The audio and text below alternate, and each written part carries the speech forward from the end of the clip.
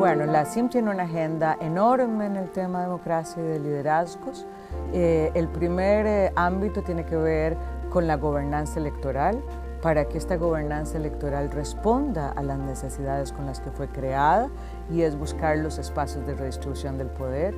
Después hay un programa interamericano sobre el liderazgo de las mujeres, donde generamos conocimiento y también tenemos cursos de capacitación. Hay un poderoso curso que ha llegado a más de 1000 mujeres con más de 15 ediciones, que es para candidatas electorales, en las cuales conversamos con ellas, pero también nos ponemos en una agenda de solidaridad y articulación y alianzas entre las mujeres, a pesar de las múltiples diferencias ideológicas o de partidos políticos.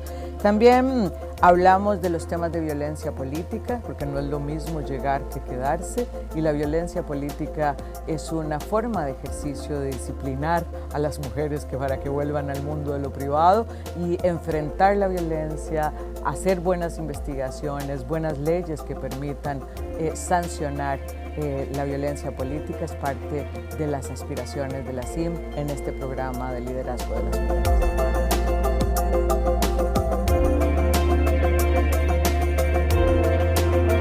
La aspiración histórica de las mujeres es estar en el mundo de lo público, que nuestro trabajo sea remunerado y que tenga un reconocimiento. COVID ha puesto en evidencia una profundización de las brechas existentes para el logro de este objetivo. Estas brechas existentes ahora dan cuenta de que podríamos tener un rezago de más de 2 décadas en el mundo laboral, que el cierre de brechas que se previó que podía tardar 100 años en cerrarse, ahora se habla de 135 años para cerrar la brecha entre los hombres y las mujeres. Entonces, nuestro objetivo es que miren el derecho de las mujeres al empoderamiento económico, que el statement "quédate en casa", que es un viejo conocido del patriarcado, no sea que nos quedemos en casa siempre, y que entendamos que la inserción de la mitad de la población, de este talento humano que tiene una serie de ventajas competitivas, es necesario para el crecimiento económico. De manera que la CIM está colocando esta realidad, está colocando las necesidades de las mujeres y está haciendo unas recomendaciones de rutas para poder cumplir con el derecho al empoderamiento económico y con el crecimiento económico que requieren nuestras empobrecidas economías en tiempos de COVID.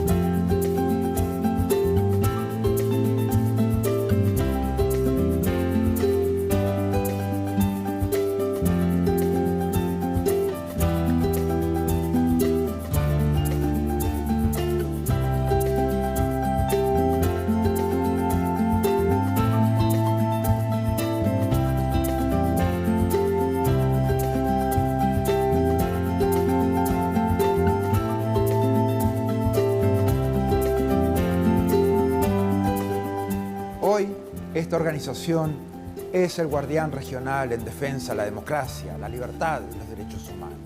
Los países se han comprometido con estos valores a través de instrumentos legales como la Carta Democrática Interamericana, la Convención Americana de Derechos Humanos y todas las demás convenciones interamericanas. Nuestro trabajo es mantener los más altos estándares. Debemos ser objetivos, analizar los hechos, denunciar cuando veamos corrupción, inequidad o amenazas a la libertad. En esos casos no podemos ser neutrales.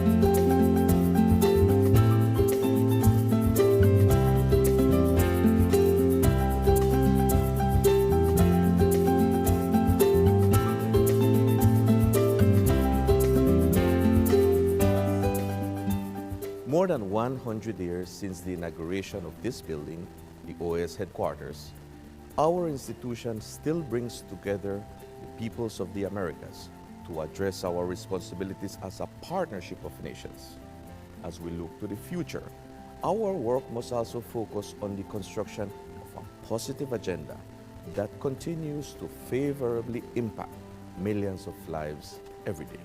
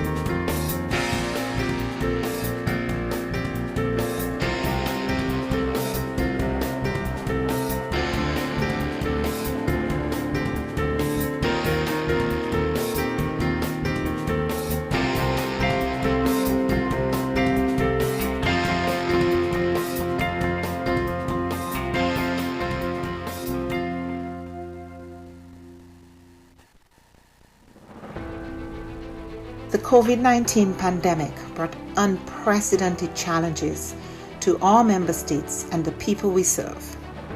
In response, the OAS Secretariat for Integral Development adopted a three-pronged approach by 1. Adjusting our portfolio of existing projects, 2.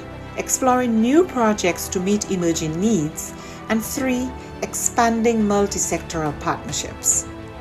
The results achieved in 2020 demonstrate the resilience of our member states and the commitment of the OAS SETI to work with member states and partners towards our common goals in the development of our region.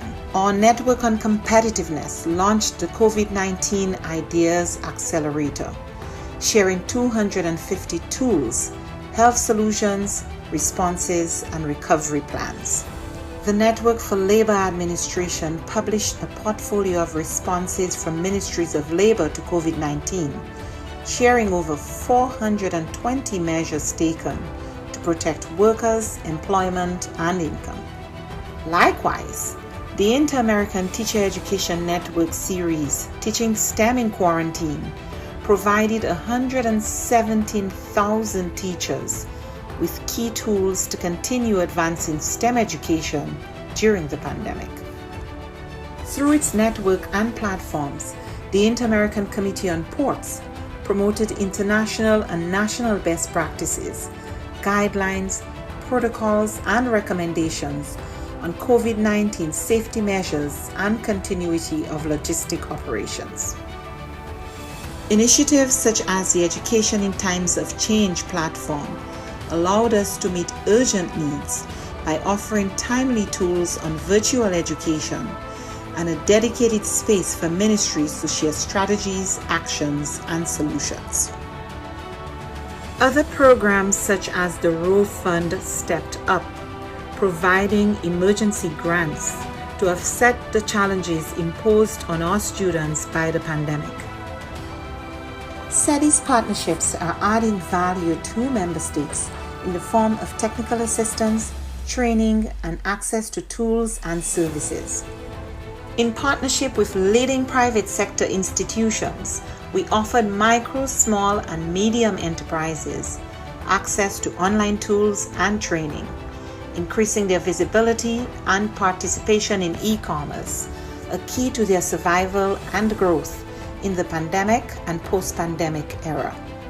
A new OAS SETI Facebook initiative provided 85,000 MSMEs across the region with capacity building opportunities and WhatsApp business tools to aid response, recovery, and resilience building. The Caribbean Small Business Development Center's program achieved real impact, supporting new businesses, expanding sales, and driving growth. A new network of Caribbean SPDCs will broaden the program's reach.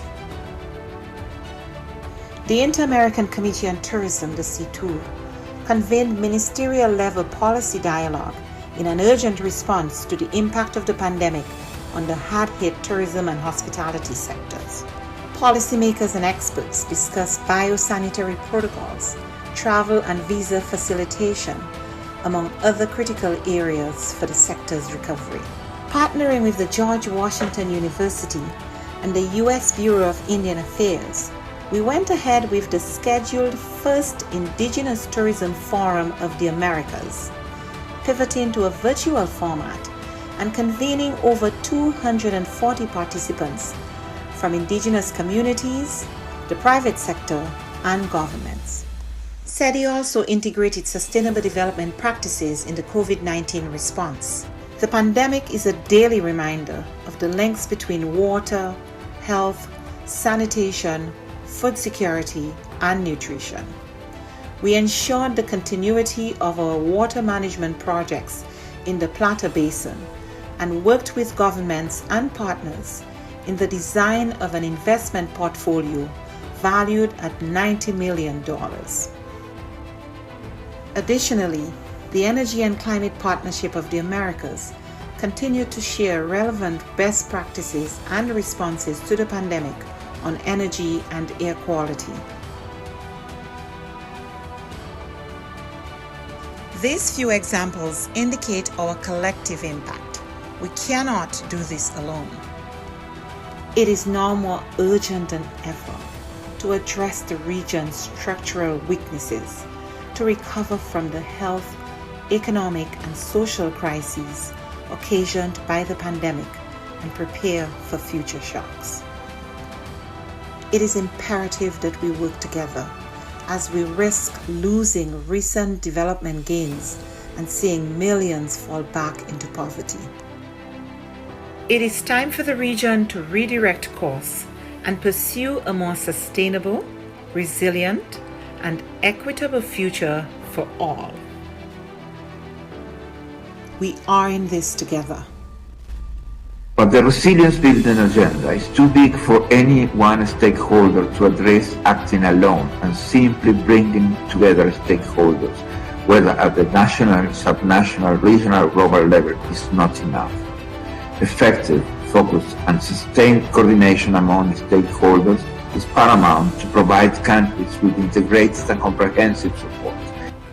The OAS, as a hemispheric forum and honest broker, must continue to facilitate this process while we work with member states towards the attainment of the 2030 Sustainable Development Agenda.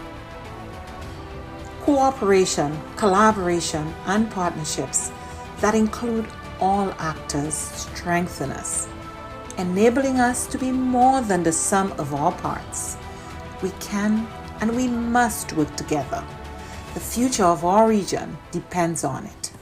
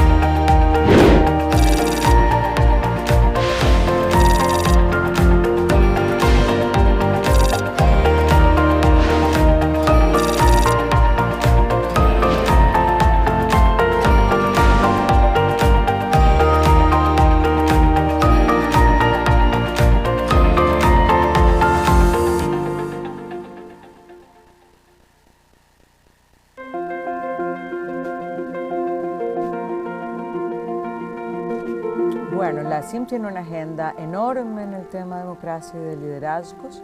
El primer ámbito tiene que ver con la gobernanza electoral, para que esta gobernanza electoral responda a las necesidades con las que fue creada, y es buscar los espacios de redistribución del poder.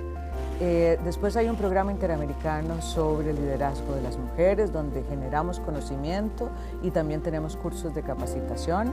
Hay un poderoso curso que ha llegado a más de 1000 mujeres con más de 15 ediciones, que es para candidatas electorales, en las cuales conversamos con ellas, pero también nos ponemos en una agenda de solidaridad y articulación y alianzas entre las mujeres, a pesar de las múltiples diferencias ideológicas o de partidos políticos. También hablamos de los temas de violencia política, porque no es lo mismo llegar que quedarse, y la violencia política es una forma de ejercicio de disciplinar a las mujeres para que vuelvan al mundo de lo privado y enfrentar la violencia, hacer buenas investigaciones, buenas leyes que permitan sancionar la violencia política. Es parte de las aspiraciones de la CIM en este programa de liderazgo de las mujeres.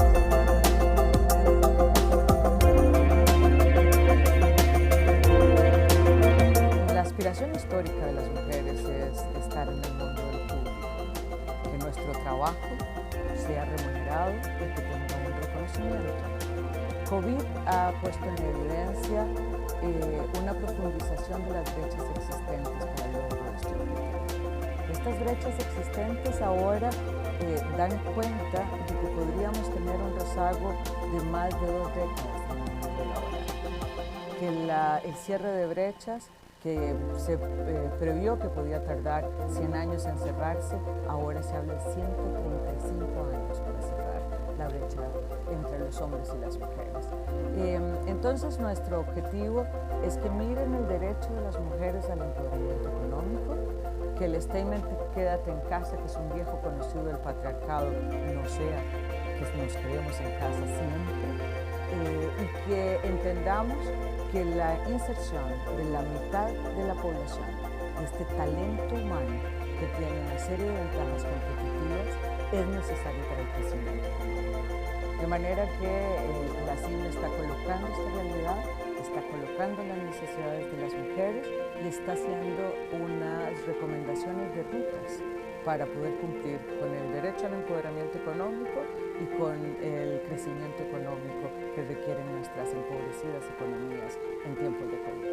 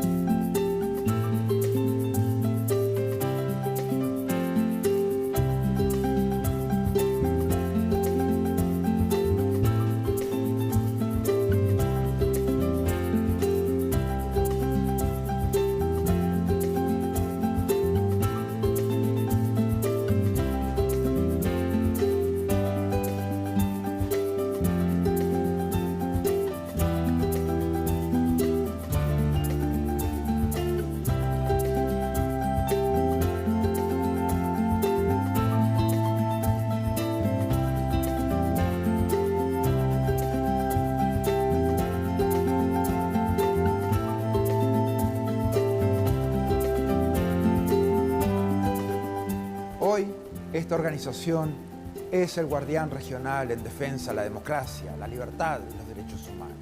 Los países se han comprometido con estos valores a través de instrumentos legales como la Carta Democrática Interamericana, la Convención Americana de Derechos Humanos y todas las demás convenciones interamericanas. Nuestro trabajo es mantener los más altos estándares. Debemos ser objetivos, analizar los hechos, denunciar cuando veamos corrupción, inequidad o amenazas a la libertad. En esos casos no podemos ser neutrales.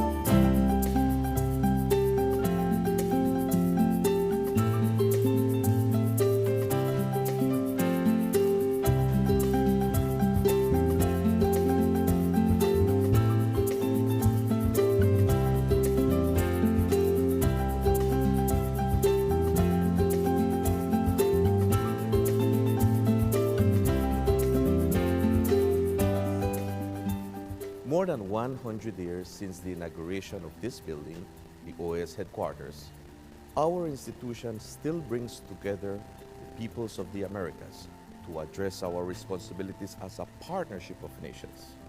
As we look to the future, our work must also focus on the construction of a positive agenda that continues to favorably impact millions of lives every day.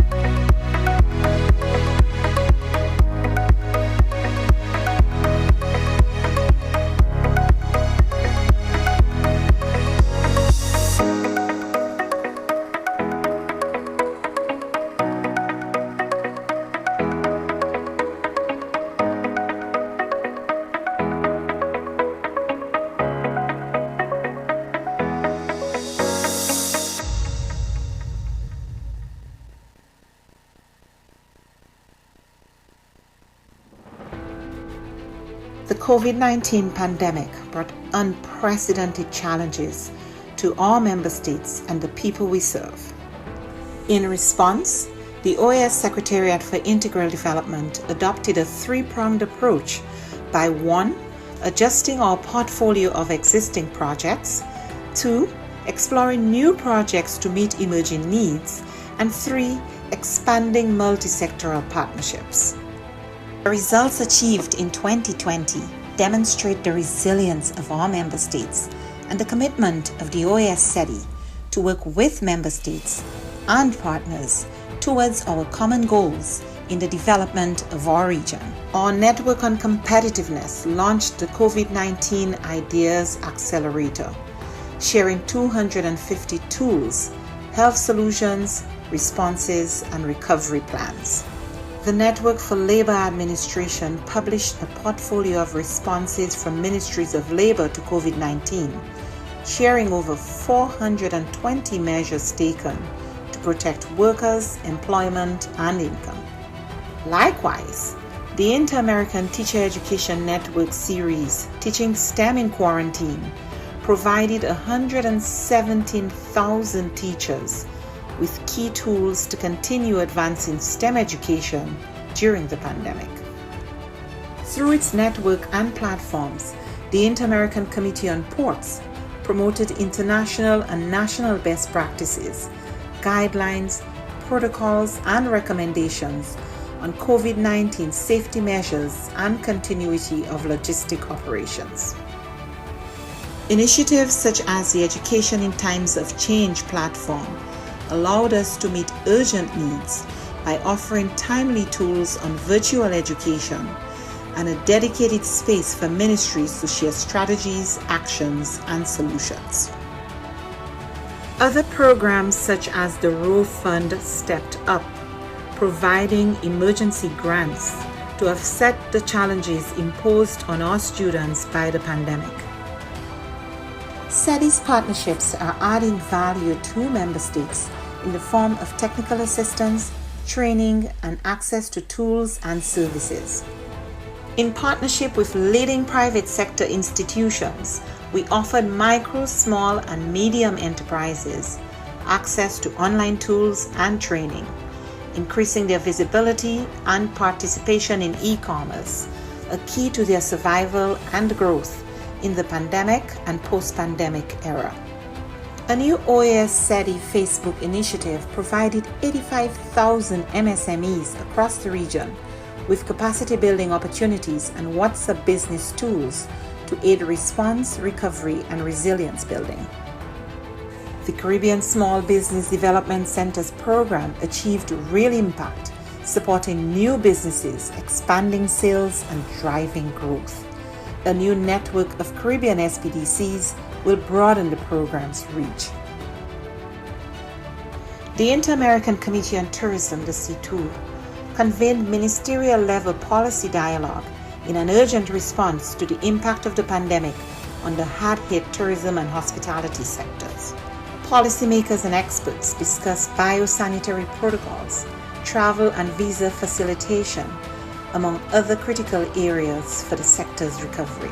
Partnering with the George Washington University and the U.S. Bureau of Indian Affairs, we went ahead with the scheduled first Indigenous Tourism Forum of the Americas, pivoting to a virtual format and convening over 240 participants from indigenous communities, the private sector, and governments.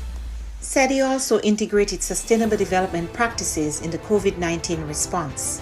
The pandemic is a daily reminder of the links between water, health, sanitation, food security, and nutrition. We ensured the continuity of our water management projects in the Plata Basin and worked with governments and partners in the design of an investment portfolio valued at $90 million. Additionally, the Energy and Climate Partnership of the Americas continued to share relevant best practices and responses to the pandemic on energy and air quality. These few examples indicate our collective impact. We cannot do this alone. It is now more urgent than ever to address the region's structural weaknesses, to recover from the health, economic, and social crises occasioned by the pandemic and prepare for future shocks. It is imperative that we work together as we risk losing recent development gains and seeing millions fall back into poverty. It is time for the region to redirect course and pursue a more sustainable, resilient, and equitable future for all. We are in this together. But the resilience building agenda is too big for any one stakeholder to address acting alone, and simply bringing together stakeholders, whether at the national, subnational, regional, or global level, is not enough. Effective, focused, and sustained coordination among stakeholders is paramount to provide countries with integrated and comprehensive support. The OAS, as a hemispheric forum and honest broker, must continue to facilitate this process while we work with member states towards the attainment of the 2030 Sustainable Development Agenda. Cooperation, collaboration, and partnerships that include all actors strengthen us, enabling us to be more than the sum of our parts. We can and we must work together. The future of our region depends on it.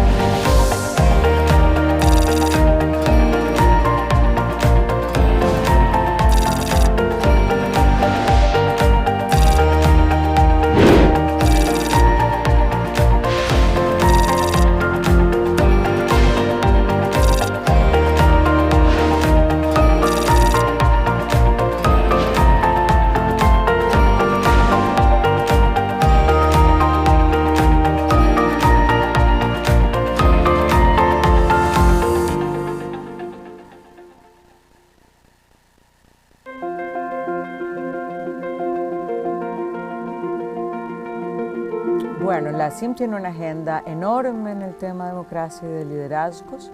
El primer ámbito tiene que ver con la gobernanza electoral, para que esta gobernanza electoral responda a las necesidades con las que fue creada, y es buscar los espacios de redistribución del poder.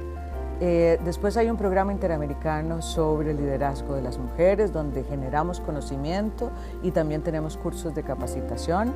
Hay un poderoso curso que ha llegado a más de 1000 mujeres con más de 15 ediciones, que es para candidatas electorales, en las cuales conversamos con ellas, pero también nos ponemos en una agenda de solidaridad y articulación y alianzas entre las mujeres, a pesar de las múltiples diferencias ideológicas o de partidos políticos. También hablamos de los temas de violencia política, porque no es lo mismo llegar que quedarse, y la violencia política es una forma de ejercicio de disciplinar a las mujeres para que vuelvan al mundo de lo privado y enfrentar la violencia, hacer buenas investigaciones, buenas leyes que permitan sancionar la violencia política. Es parte de las aspiraciones de la CIM en este programa de liderazgo de las mujeres.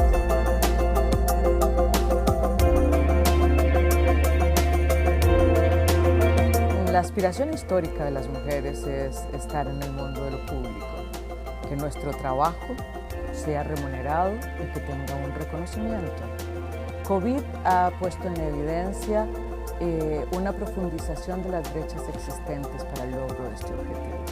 Estas brechas existentes ahora dan cuenta de que podríamos tener un rezago de más de 2 décadas en el mundo laboral, que el cierre de brechas que se previó que podía tardar 100 años en cerrarse, ahora se habla de 135 años para cerrar la brecha entre los hombres y las mujeres. Entonces, nuestro objetivo es que miren el derecho de las mujeres al empoderamiento económico, que el statement "quédate en casa", que es un viejo conocido del patriarcado, no sea que nos quedemos en casa siempre, y que entendamos que la inserción de la mitad de la población, de este talento humano que tiene una serie de ventajas competitivas, es necesario para el crecimiento económico. De manera que la CIM está colocando esta realidad, está colocando las necesidades de las mujeres y está haciendo unas recomendaciones de rutas para poder cumplir con el derecho al empoderamiento económico y con el crecimiento económico que requieren nuestras empobrecidas economías en tiempos de COVID.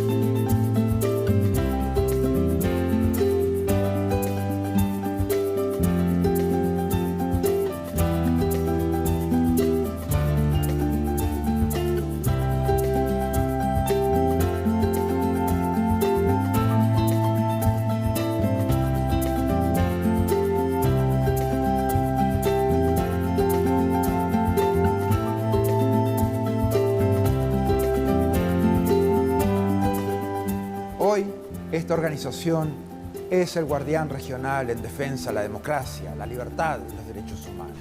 Los países se han comprometido con estos valores a través de instrumentos legales como la Carta Democrática Interamericana, la Convención Americana de Derechos Humanos y todas las demás convenciones interamericanas.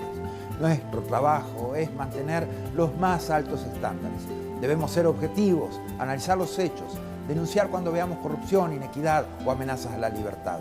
En esos casos no podemos ser neutrales.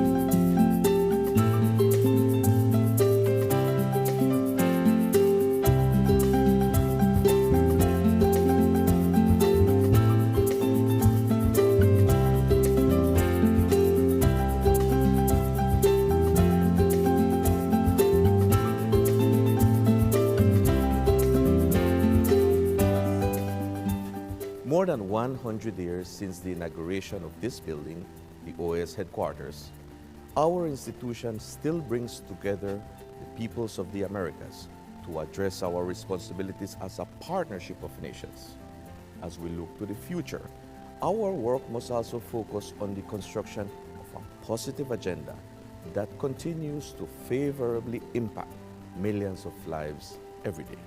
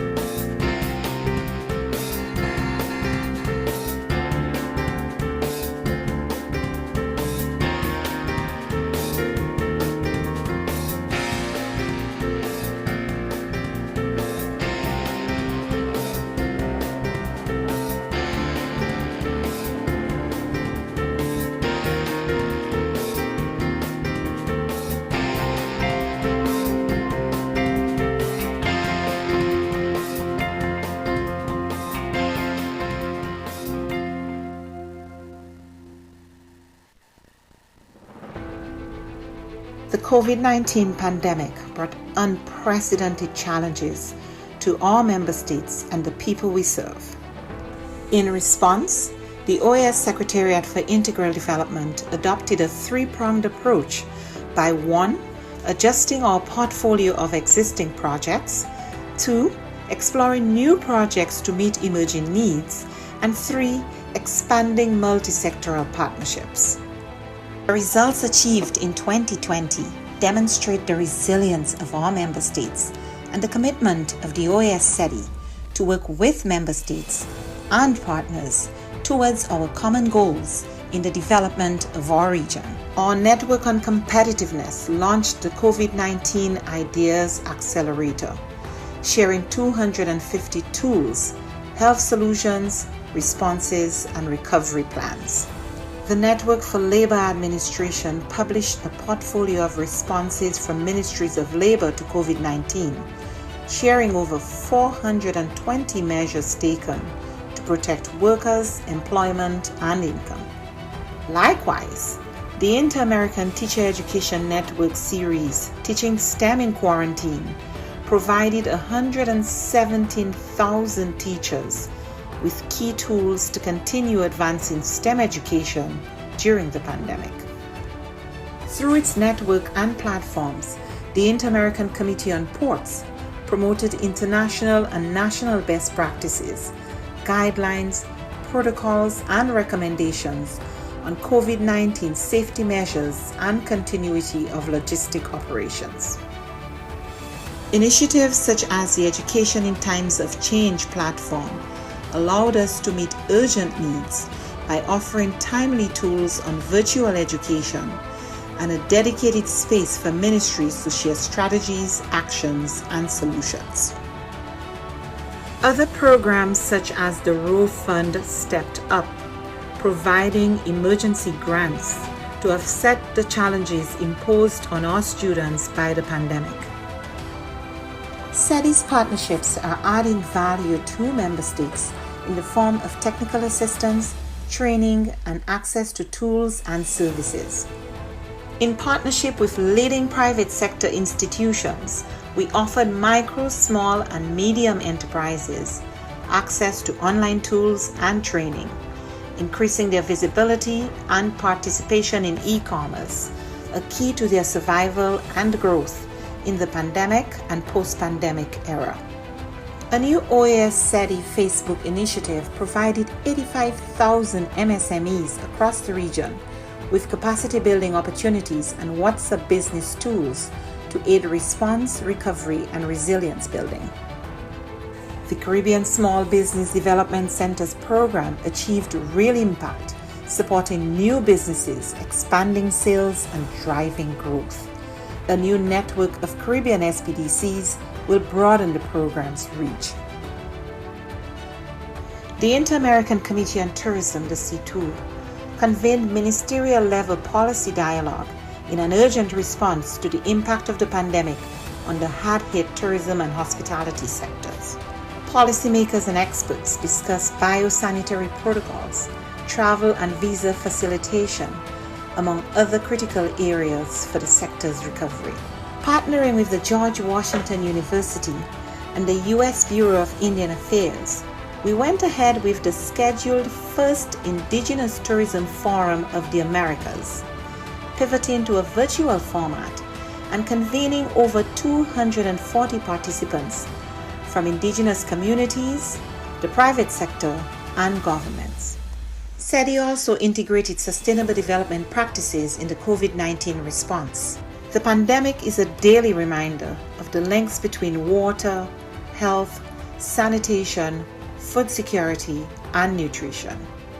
We ensured the continuity of our water management projects in the Plata Basin and worked with governments and partners in the design of an investment portfolio valued at $90 million. Additionally, the Energy and Climate Partnership of the Americas continued to share relevant best practices and responses to the pandemic on energy and air quality. These few examples indicate our collective impact. We cannot do this alone. It is now more urgent than ever to address the region's structural weaknesses, to recover from the health, economic, and social crises occasioned by the pandemic and prepare for future shocks. It is imperative that we work together as we risk losing recent development gains and seeing millions fall back into poverty. It is time for the region to redirect course and pursue a more sustainable, resilient, and equitable future for all. We are in this together. But the resilience building agenda is too big for any one stakeholder to address acting alone, and simply bringing together stakeholders, whether at the national, subnational, regional, or global level, is not enough.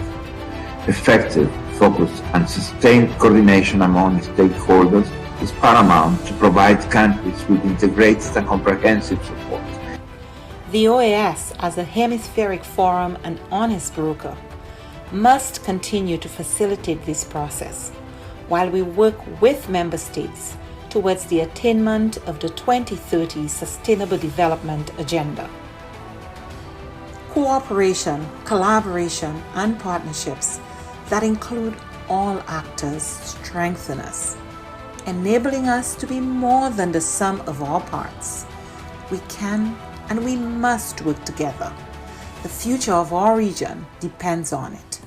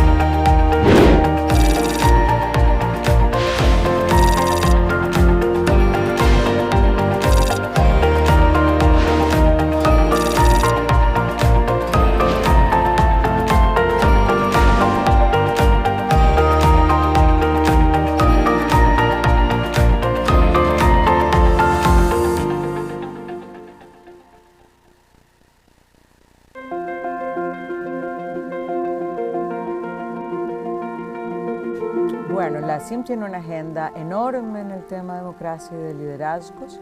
El primer ámbito tiene que ver con la gobernanza electoral, para que esta gobernanza electoral responda a las necesidades con las que fue creada, y es buscar los espacios de redistribución del poder. Después hay un programa interamericano sobre el liderazgo de las mujeres, donde generamos conocimiento y también tenemos cursos de capacitación. Hay un poderoso curso que ha llegado a más de 1000 mujeres con más de 15 ediciones, que es para candidatas electorales, en las cuales conversamos con ellas, pero también nos ponemos en una agenda de solidaridad y articulación y alianzas entre las mujeres, a pesar de las múltiples diferencias ideológicas o de partidos políticos. También hablamos de los temas de violencia política, porque no es lo mismo llegar que quedarse, y la violencia política es una forma de ejercicio de disciplinar a las mujeres para que vuelvan al mundo de lo privado y enfrentar la violencia, hacer buenas investigaciones, buenas leyes que permitan sancionar la violencia política. Es parte de las aspiraciones de la CIM en este programa de liderazgo de las mujeres.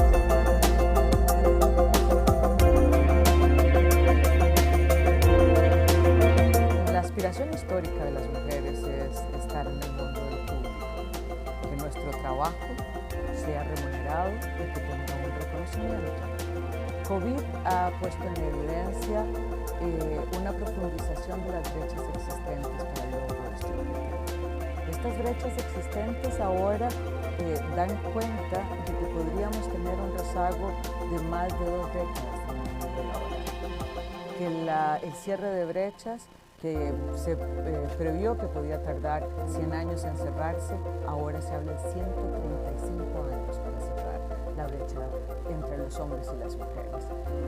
Entonces, nuestro objetivo es que miren el derecho de las mujeres al empoderamiento económico, que el statement "quédate en casa", que es un viejo conocido del patriarcado, no sea que nos quedemos en casa siempre, y que entendamos que la inserción de la mitad de la población, de este talento humano que tiene una serie de ventajas competitivas, es necesario para el crecimiento económico.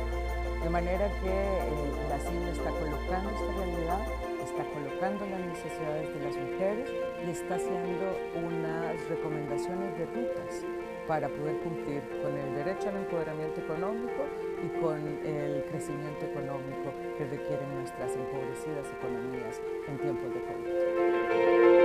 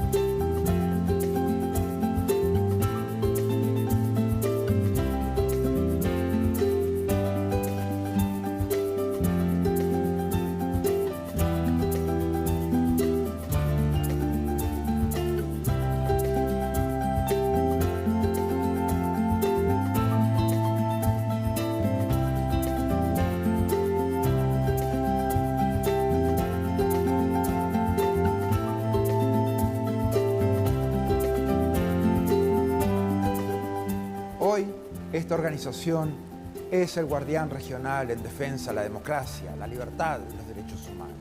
Los países se han comprometido con estos valores a través de instrumentos legales como la Carta Democrática Interamericana, la Convención Americana de Derechos Humanos y todas las demás convenciones interamericanas.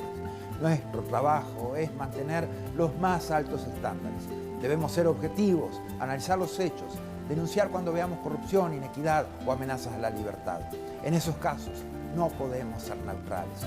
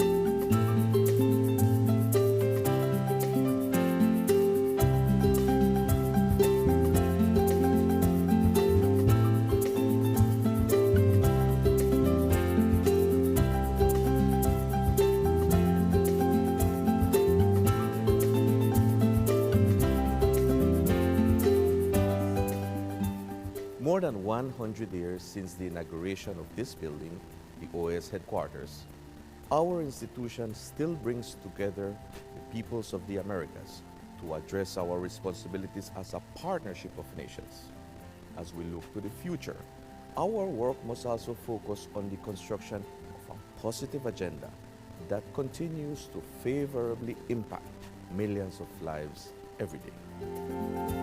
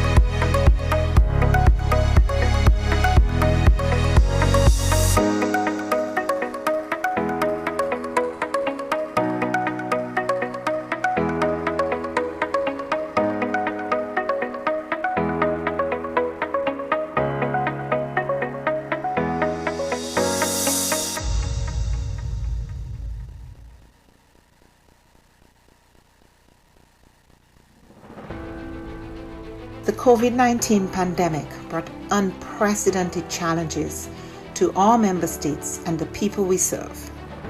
In response, the OAS Secretariat for Integral Development adopted a three-pronged approach by 1. Adjusting our portfolio of existing projects, 2. Exploring new projects to meet emerging needs, and 3. Expanding multi-sectoral partnerships. The results achieved in 2020 demonstrate the resilience of our member states and the commitment of the OAS SETI to work with member states and partners towards our common goals in the development of our region. Our Network on Competitiveness launched the COVID-19 Ideas Accelerator, sharing 250 tools, health solutions, responses, and recovery plans.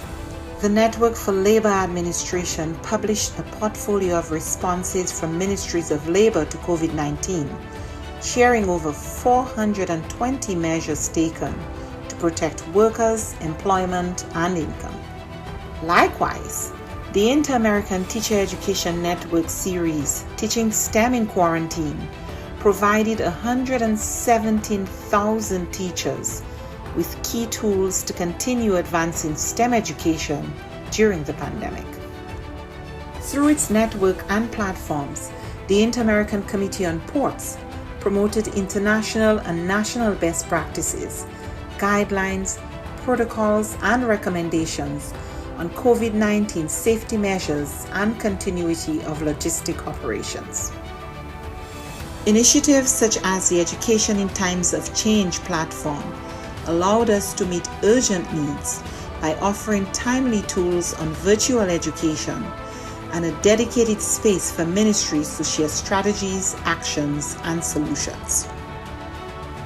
Other programs such as the Row Fund stepped up, providing emergency grants to offset the challenges imposed on our students by the pandemic.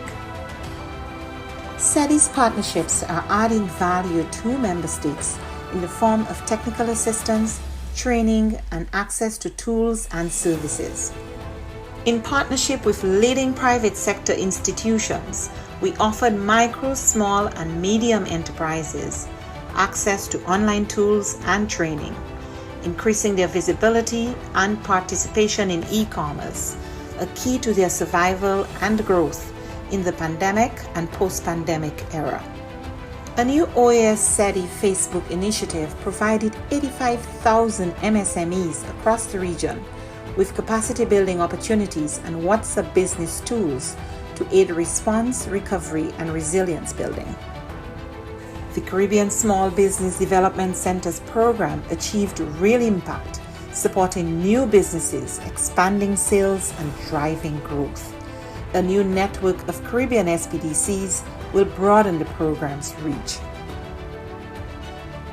The Inter-American Committee on Tourism, the C2, convened ministerial-level policy dialogue in an urgent response to the impact of the pandemic on the hard-hit tourism and hospitality sectors. Policymakers and experts discussed biosanitary protocols, travel and visa facilitation, among other critical areas for the sector's recovery. Partnering with the George Washington University and the U.S. Bureau of Indian Affairs, we went ahead with the scheduled first Indigenous Tourism Forum of the Americas, pivoting to a virtual format and convening over 240 participants from indigenous communities, the private sector, and governments. SETI also integrated sustainable development practices in the COVID-19 response. The pandemic is a daily reminder of the links between water, health, sanitation, food security, and nutrition. We ensured the continuity of our water management projects in the Plata Basin and worked with governments and partners in the design of an investment portfolio valued at $90 million. Additionally, the Energy and Climate Partnership of the Americas continued to share relevant best practices and responses to the pandemic on energy and air quality. These few examples indicate our collective impact. We cannot do this alone. It is now more urgent than ever to address the region's structural weaknesses, to recover from the health, economic, and social crises occasioned by the pandemic and prepare for future shocks. It is imperative that we work together as we risk losing recent development gains and seeing millions fall back into poverty. It is time for the region to redirect course and pursue a more sustainable, resilient, and equitable future for all. We are in this together. But the resilience building agenda is too big for any one stakeholder to address acting alone, and simply bringing together stakeholders, whether at the national, subnational, regional, or global level, is not enough. Effective, focused, and sustained coordination among stakeholders is paramount to provide countries with integrated and comprehensive support. The OAS, as a hemispheric forum and honest broker, must continue to facilitate this process while we work with member states towards the attainment of the 2030 Sustainable Development Agenda. Cooperation, collaboration, and partnerships that include all actors strengthen us, enabling us to be more than the sum of our parts. We can and we must work together. The future of our region depends on it.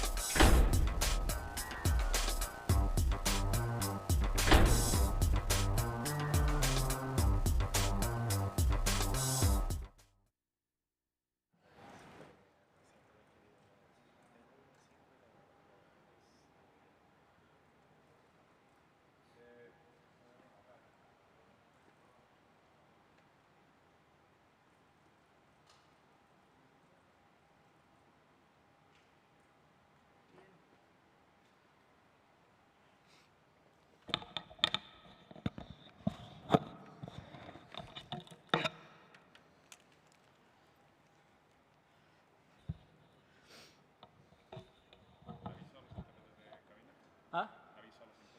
Creo que fue Joel. Joel. Aló. 1, 2, 3. 1, 2, 3.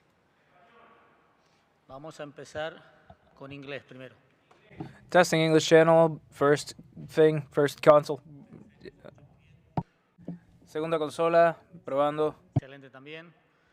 Vamos a español y le voy a pedir a la gente de interpretación por señas si se pueden conectar y avisarme si escuchan en español la cabina de español. Perfecto, se escucha cabina de español, muy bien.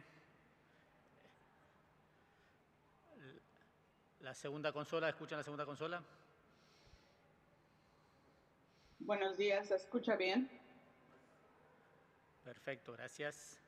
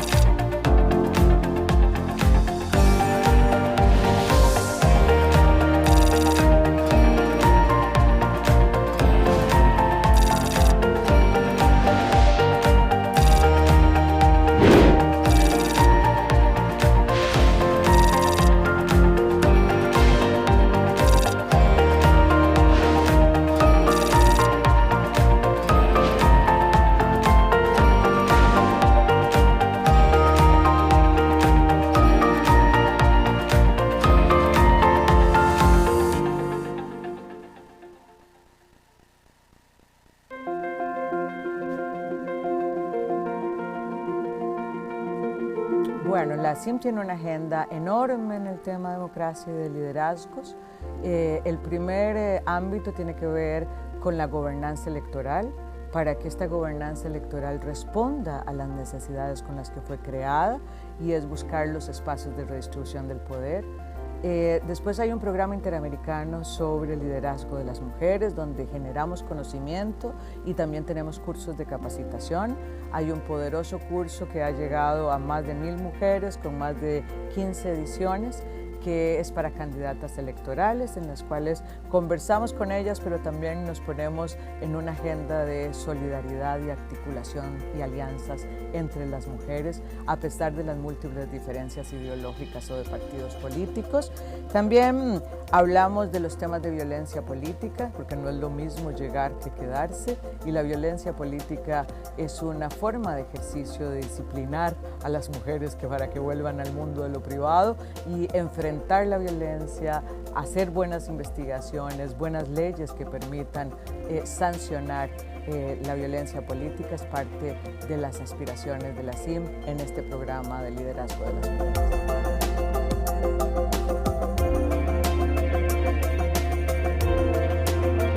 La aspiración histórica de las mujeres es estar en el mundo de lo público, que nuestro trabajo sea remunerado y que tenga un reconocimiento.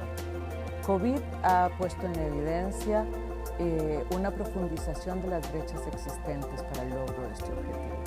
Estas brechas existentes ahora dan cuenta de que podríamos tener un rezago de más de 2 décadas en el mundo laboral, que el cierre de brechas que se previó que podía tardar 100 años en cerrarse, ahora se habla de 135 años para cerrar la brecha entre los hombres y las mujeres.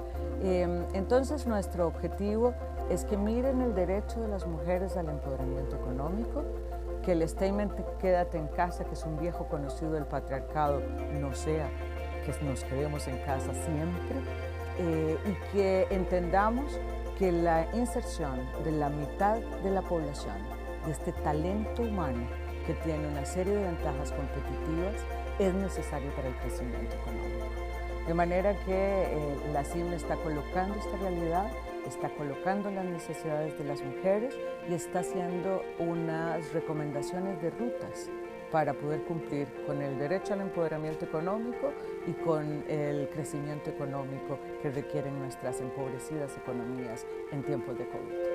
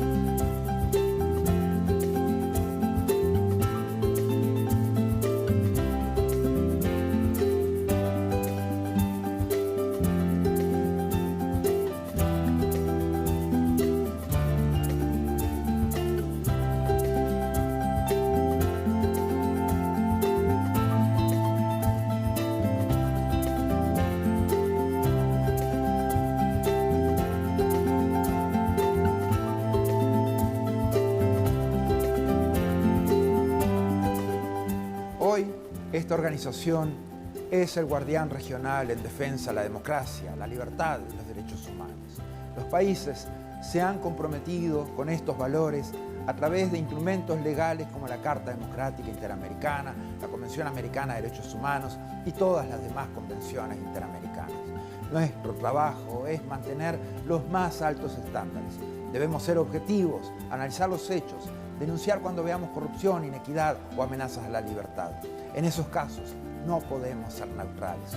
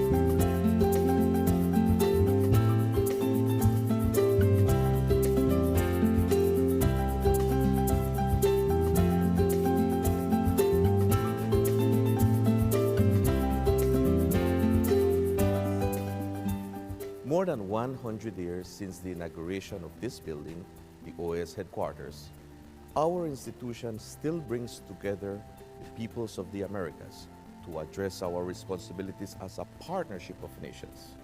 As we look to the future, our work must also focus on the construction of a positive agenda that continues to favorably impact millions of lives every day.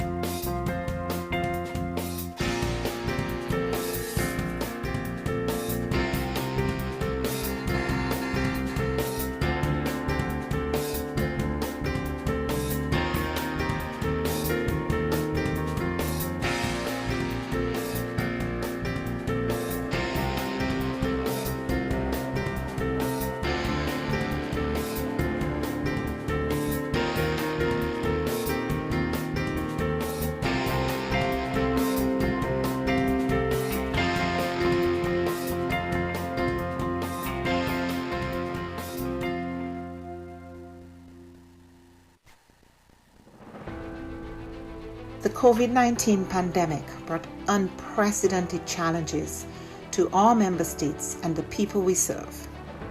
In response, the OAS Secretariat for Integral Development adopted a three-pronged approach by 1. Adjusting our portfolio of existing projects, 2. Exploring new projects to meet emerging needs, and 3. Expanding multi-sectoral partnerships. The results achieved in 2020 demonstrate the resilience of our member states and the commitment of the OAS SETI to work with member states and partners towards our common goals in the development of our region. Our Network on Competitiveness launched the COVID-19 Ideas Accelerator, sharing 250 tools, health solutions, responses, and recovery plans. The Network for Labor Administration published a portfolio of responses from ministries of labor to COVID-19, sharing over 420 measures taken to protect workers, employment, and income. Likewise, the Inter-American Teacher Education Network series, Teaching STEM in Quarantine, provided 117,000 teachers with key tools to continue advancing STEM education during the pandemic. Through its network and platforms, the Inter-American Committee on Ports promoted international and national best practices, guidelines, protocols, and recommendations on COVID-19 safety measures and continuity of logistic operations. Initiatives such as the Education in Times of Change platform allowed us to meet urgent needs by offering timely tools on virtual education and a dedicated space for ministries to share strategies, actions, and solutions. Other programs such as the Row Fund stepped up, providing emergency grants to offset the challenges imposed on our students by the pandemic. SETI's partnerships are adding value to member states in the form of technical assistance, training, and access to tools and services. In partnership with leading private sector institutions, we offered micro, small, and medium enterprises access to online tools and training, increasing their visibility and participation in e-commerce, a key to their survival and growth in the pandemic and post-pandemic era. A new OAS SETI Facebook initiative provided 85,000 MSMEs across the region with capacity building opportunities and WhatsApp business tools to aid response, recovery, and resilience building. The Caribbean Small Business Development Centers program achieved real impact, supporting new businesses, expanding sales, and driving growth. A new network of Caribbean SPDCs will broaden the program's reach. The Inter-American Committee on Tourism, the C2, convened ministerial-level policy dialogue in an urgent response to the impact of the pandemic on the hard-hit tourism and hospitality sectors. Policymakers and experts discussed biosanitary protocols, travel and visa facilitation, among other critical areas for the sector's recovery. Partnering with the George Washington University and the U.S. Bureau of Indian Affairs, we went ahead with the scheduled first Indigenous Tourism Forum of the Americas, pivoting to a virtual format and convening over 240 participants from indigenous communities, the private sector, and governments. SETI also integrated sustainable development practices in the COVID-19 response. The pandemic is a daily reminder of the links between water, health, sanitation, food security, and nutrition. We ensured the continuity of our water management projects in the Plata Basin and worked with governments and partners in the design of an investment portfolio valued at $90 million. Additionally, the Energy and Climate Partnership of the Americas continued to share relevant best practices and responses to the pandemic on energy and air quality. These few examples indicate our collective impact. We cannot do this alone. It is now more urgent than ever to address the region's structural weaknesses, to recover from the health, economic, and social crises occasioned by the pandemic and prepare for future shocks.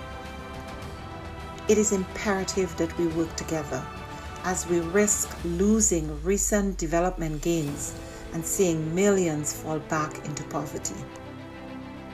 It is time for the region to redirect course and pursue a more sustainable, resilient, and equitable future for all. We are in this together. But the resilience building agenda is too big for any one stakeholder to address acting alone, and simply bringing together stakeholders, whether at the national, subnational, regional, or global level, is not enough. Effective, focused, and sustained coordination among stakeholders is paramount to provide countries with integrated and comprehensive support. The OAS, as a hemispheric forum and honest broker, must continue to facilitate this process while we work with member states towards the attainment of the 2030 Sustainable Development Agenda. Cooperation, collaboration, and partnerships that include all actors strengthen us, enabling us to be more than the sum of our parts. We can and we must work together. The future of our region depends on it.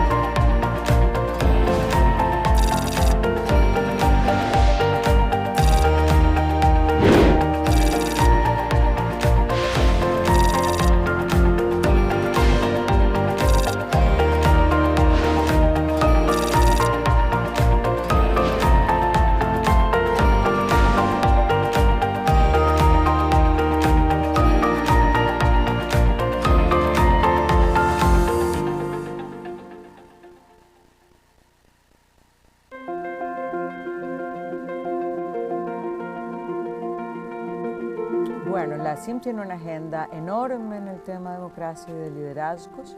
El primer ámbito tiene que ver con la gobernanza electoral, para que esta gobernanza electoral responda a las necesidades con las que fue creada, y es buscar los espacios de redistribución del poder. Después hay un programa interamericano sobre el liderazgo de las mujeres, donde generamos conocimiento y también tenemos cursos de capacitación. Hay un poderoso curso que ha llegado a más de 1000 mujeres con más de 15 ediciones, que es para candidatas electorales, en las cuales conversamos con ellas, pero también nos ponemos en una agenda de solidaridad y articulación y alianzas entre las mujeres, a pesar de las múltiples diferencias ideológicas o de partidos políticos.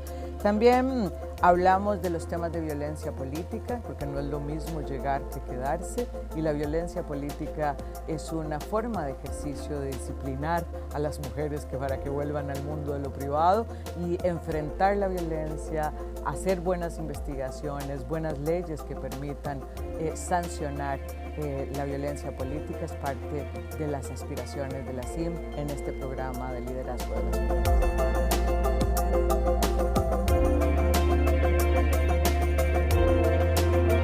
La aspiración histórica de las mujeres es estar en el mundo del público, que nuestro trabajo sea remunerado y que tenga un reconocimiento. COVID ha puesto en evidencia una profundización de las brechas existentes para el logro de este objetivo. Estas brechas existentes ahora dan cuenta de que podríamos tener un rezago de más de 2 décadas en el mundo laboral. Que el cierre de brechas, que se previó que podía tardar 100 años en cerrarse, ahora se habla de 135 años para cerrar la brecha entre los hombres y las mujeres.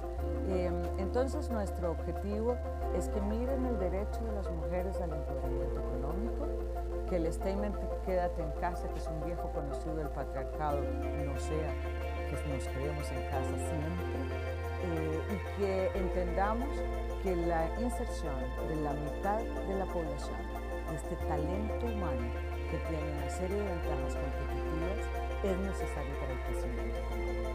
De manera que la CIM está colocando esta realidad, está colocando las necesidades de las mujeres y está haciendo unas recomendaciones de rutas para poder cumplir con el derecho al empoderamiento económico y con el crecimiento económico que requieren nuestras empobrecidas economías en tiempos de COVID.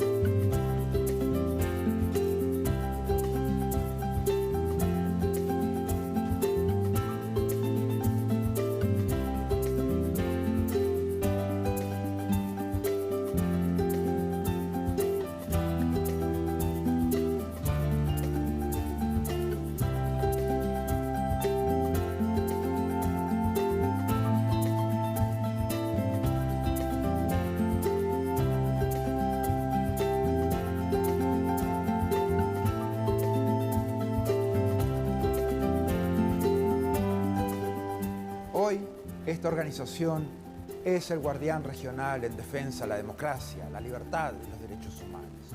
Los países se han comprometido con estos valores a través de instrumentos legales como la Carta Democrática Interamericana, la Convención Americana de Derechos Humanos y todas las demás convenciones interamericanas. Nuestro trabajo es mantener los más altos estándares. Debemos ser objetivos, analizar los hechos, denunciar cuando veamos corrupción, inequidad o amenazas a la libertad. En esos casos, no podemos ser neutrales.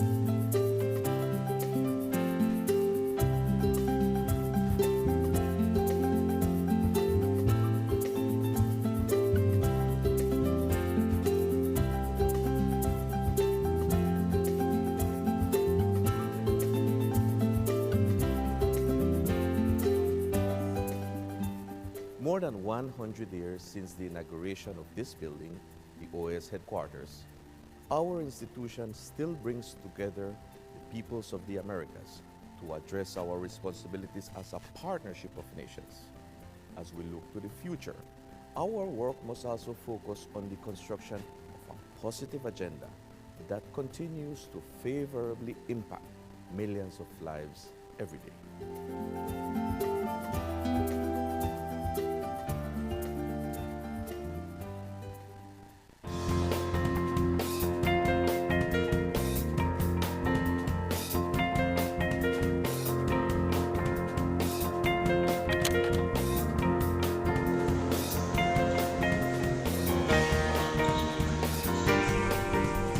Society organization representatives that have been credentialed, and this is part of CP Res 1269-2525/24.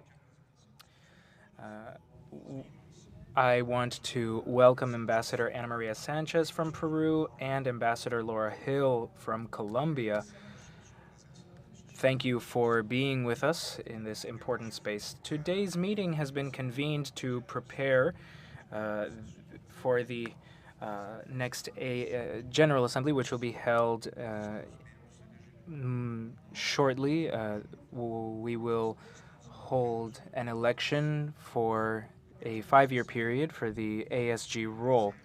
It's an honor to remind everyone that we have interpretation in the 4 official languages of the OAS, as well as ASL. This is all with a view to promoting greater accessibility. Active participation by civil society is a pillar in building stronger democratic societies.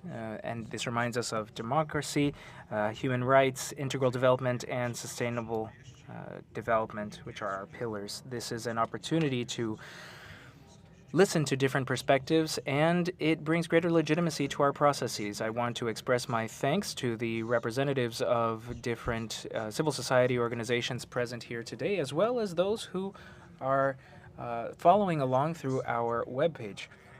Since the creation of the OAS in 1948, all Secretary Generals and ASGs have been men. The fact that today there are 2 female candidates to the role of ASG is a significant step forward in our institution's history, and it reflects the commitment of our member states and that of civil society to having a more representative OAS, one that reflects gender equality. We will have 3 different phases today. We'll have an initial presentation to introduce our candidates. There will be 4 blocks in which we'll take questions from civil society organizations, and we'll have responses from the candidates, and then the candidates will give closing remarks. Let's first decide who will speak first at random.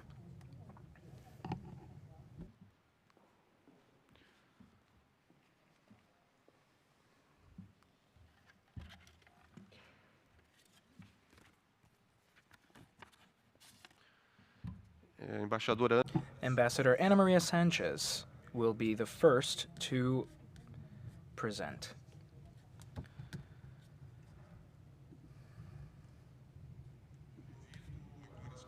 I would like to invite our candidates to come up and speak in the following order.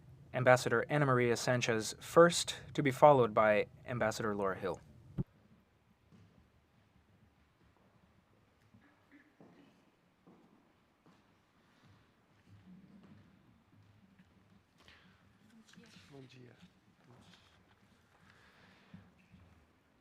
Quanto à ordem das perguntas e respostas. In terms of how we will take questions and answers, this will be divided into 4 blocks. First, we will have questions for our candidate Ambassador Ana Maria Sanchez, and then Laura Hill. They will be presenting first, and then we will alternate in that order. I have my friend Mari Carmen Plata here, our head for civil society relations, and her colleagues will be helping to manage this session. I want to express my gratitude for your aid in leading our session. Corominas will now explain how we will proceed. You have the floor.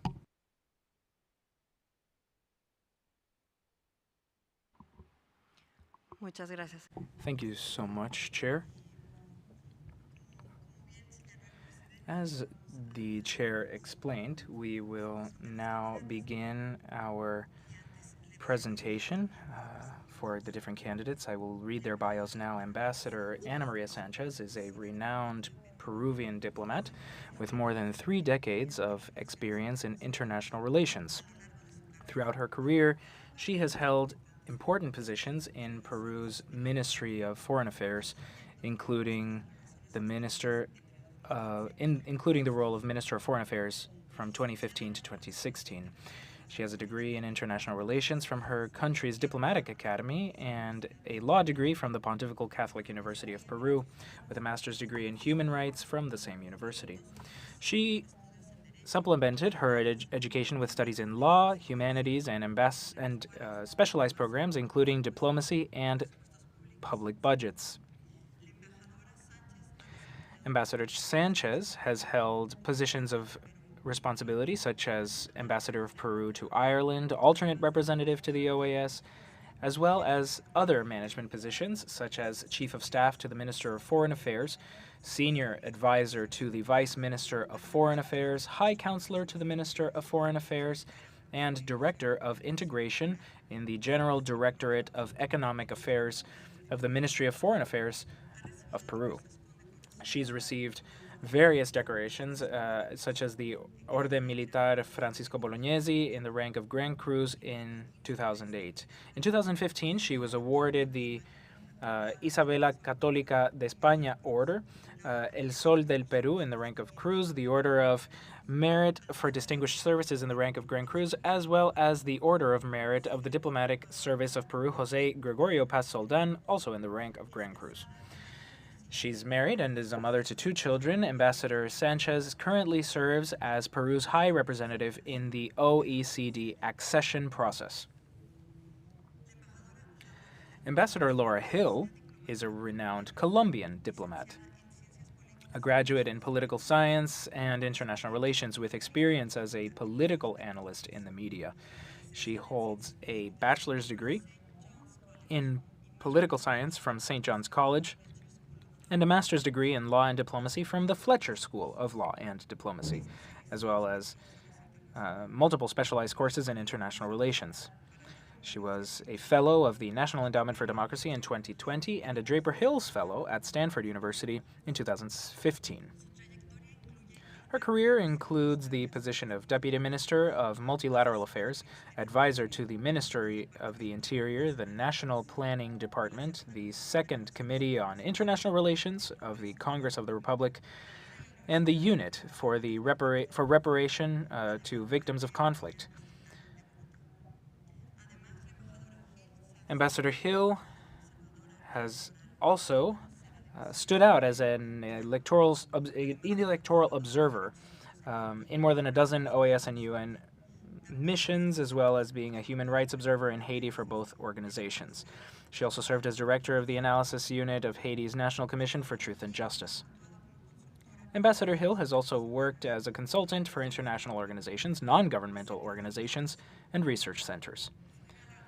She was awarded the College of Journalists of Bogotá Prize in 2014, the Law and Democracy Medal of the Colombian Press Society in 2015, the Álvaro Gómez Hurtado Prize of the Bogotá Council in 2017, and the Simón Bolívar Journalism Prize in 2019. She is currently Colombia's ambassador to Austria and is the permanent representative to the United Nations in Vienna. Distinguished candidates, thank you for being with us today and coming to share with civil society your proposals, your priorities, and initiatives which you would undertake as the ASG for our organization, if so elected. I would like to invite you to take the floor from the podium and present over a maximum period of 10 minutes each. I now have the honor of giving the floor to Ambassador Ana Maria Sanchez.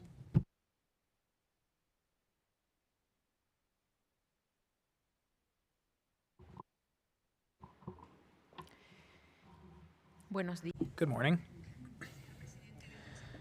Chair of the Permanent Council, Ambassador Benoni Belli, Permanent Representative for Brazil to the OAS, Madam Secretary of Access to Rights and Equity, Mari Carmen Plata, Head of the Section for Relations with Civil Society, Paulina Corominas, ladies and gentlemen, representatives of organizations, civil society organizations, permanent representatives, alternate representatives of the member states, Ambassador Hill, it's an honor and a privilege to be here with the representatives of civil society organizations who actively participate in the work of the OAS.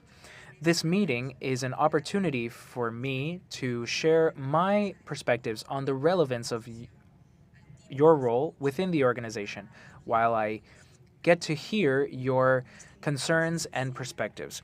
This is an essential moment for us to understand how we can make progress on all the issues that concern us and how an ASG could act as an ally to build a more inclusive, a fairer future for all. I would like to begin my presentation by reminding everyone of the ideas of Tocqueville, the 19th century French scholar. His thoughts on civil society, something he considered essential to democracy. These groups taught societies to collaborate, promote collaboration, and act as a counterweight against what we today call authoritarianism. Tocqueville's considerations remain as relevant today as they were in the 19th century. And today, more than ever, civil society in our region has been an unwavering source of energy. It has brought greater participation in civil society, and this has been key to promoting human rights in our region. We thank civil society organizations for promoting women's rights, those of individuals with disabilities, and a whole diversity of groups. Your contributions have been essential to promoting universal human rights, the fight for democracy, gender equality, social justice, civil liberties, and protecting the environment. With those ideas in mind, I want to focus on the role of civil society within the OAS today. In recent decades, thanks to the unwavering efforts of organizations and the commitment of member states themselves, we have achieved an OAS where civil society has gained a significant role, benefiting all countries in the hemisphere. From what we see in the organization's charter and in Resolution CP-Res 759, approved in years past, we see how civil society has been enshrined in our documents, and your participation has been further cemented over time. Currently, there are 713 organizations registered in the OAS's system, coming from different countries in the hemisphere, which actively contribute to the work of the organization itself. Thanks to your presence on the ground, civil society organizations are in a key position to support both the OAS and its member states in fundamental areas like promoting and protecting human rights, strengthening democracy, integral development, and multidimensional security. Throughout my performance in Peru's mission to the OAS, I witnessed great progress in terms of institutionalizing dialogue between civil society organizations and member states. In 2003, we adopted key measures through Resolution CP-Res 840 titled Strategies to Increase and Strengthen Participation of Civil Society. This resolution promoted concrete mechanisms to regulate and increase your participation in key activities like general assemblies. It was a time characterized by recognizing the need to hear your voices in formal spaces, cementing your role within the Inter-American framework.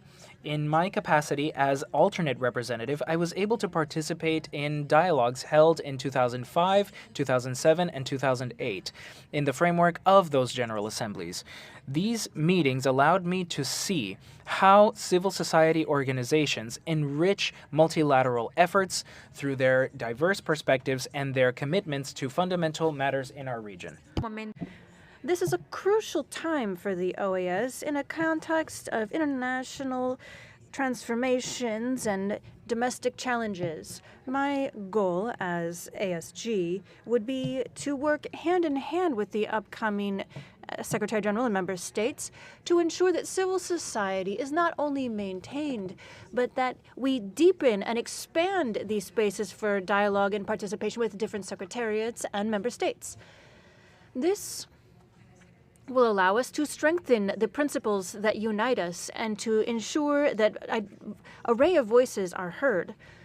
This goal is not only achieved by expanding spaces for participation, but also by a management guided by the principles of accountability, transparency, and resource management in the framework of the competencies of the ASG and Office of the Secretariat. The dialogue that we began based on the document mechanisms to promote greater participation from civil society in OAS activities presented last March 10th with the aim of strengthening and deepening relations with civil society and OAS member states. The diversity of civil society organizations is itself a priceless source of wealth for dialogue with the OAS. And based on the line created by the Secretary General-elect Albert Ramdin and creating structural support for civil society organizations, as well as exploring new options for expanding the participation of more civil society voices in the dialogues that we hold within the GAs. Additionally, I will promote these dialogues and institutionalization throughout the year with virtual formats to ensure active participation from civil society with the organization to provide relevant information on their priorities and activities. And this initiative has already been shared and will be something that we continue to work on with member states. And I am committed to doing that. I will support activities aimed at strengthening participation from Indigenous and Afro-descendant communities, as well as their representatives in initiatives and dialogue spaces promoted by the OAS. In that sense, I will make an effort to continue to shed light on these populations and activities such as commemorating the Inter-American Week of Indigenous Populations and the Inter-American Week commemorating Afro-descendant communities.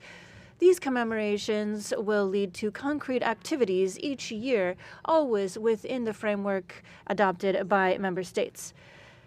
As we know, working with business people, young people, and other members of the other social stakeholders known as tripartite dialogue, we also have voices that need to be heard, not only for justice, but also because of the value that they have in building our societies.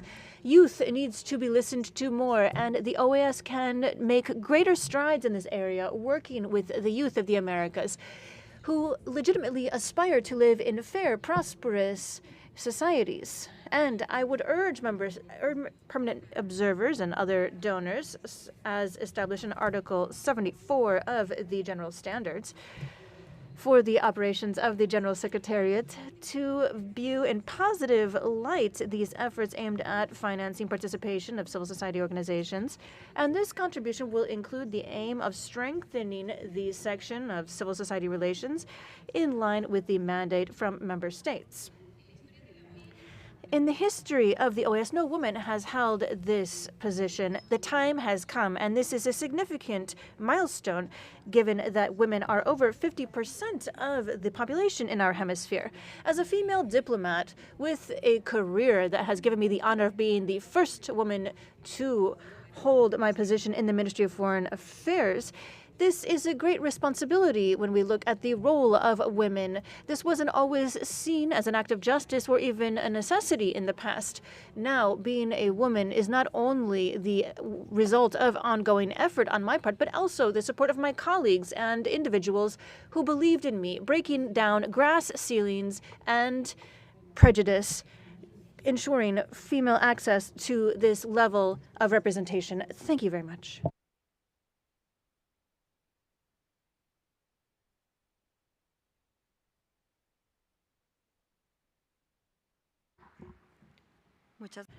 Thank you very much, Ambassador Sanchez. And now we will give the floor to Ambassador Laura Hill. Please go ahead, Ambassador.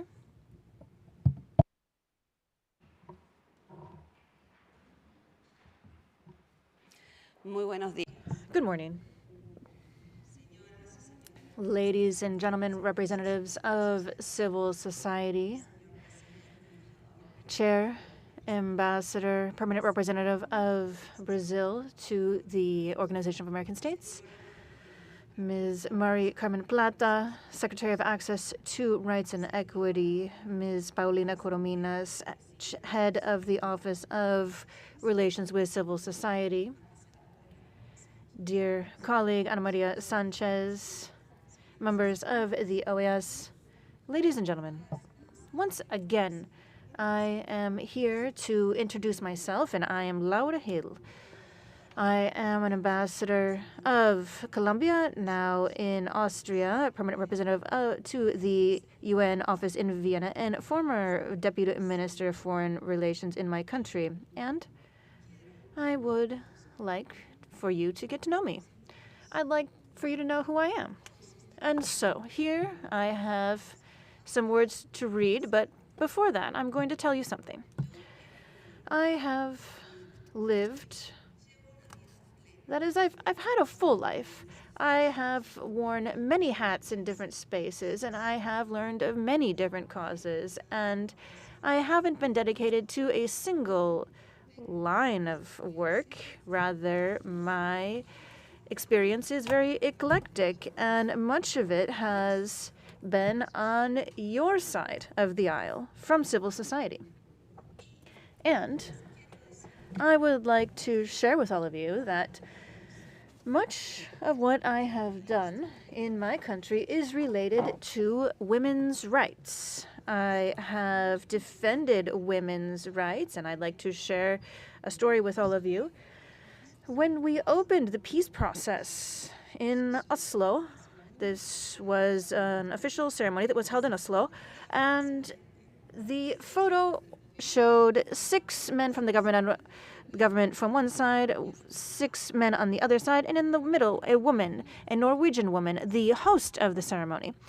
And I had come working with a women's organization, and I belonged to this organization that worked with the issue of victims of sexual violence in the framework of conflicts. It doesn't matter who is the perpetrator, we worked with victims. And when we looked at the photo immediately, the movement of women in my country began organizing themselves to highlight the fact that we needed to have women at the table. This wasn't just an act of justice for the sake of women.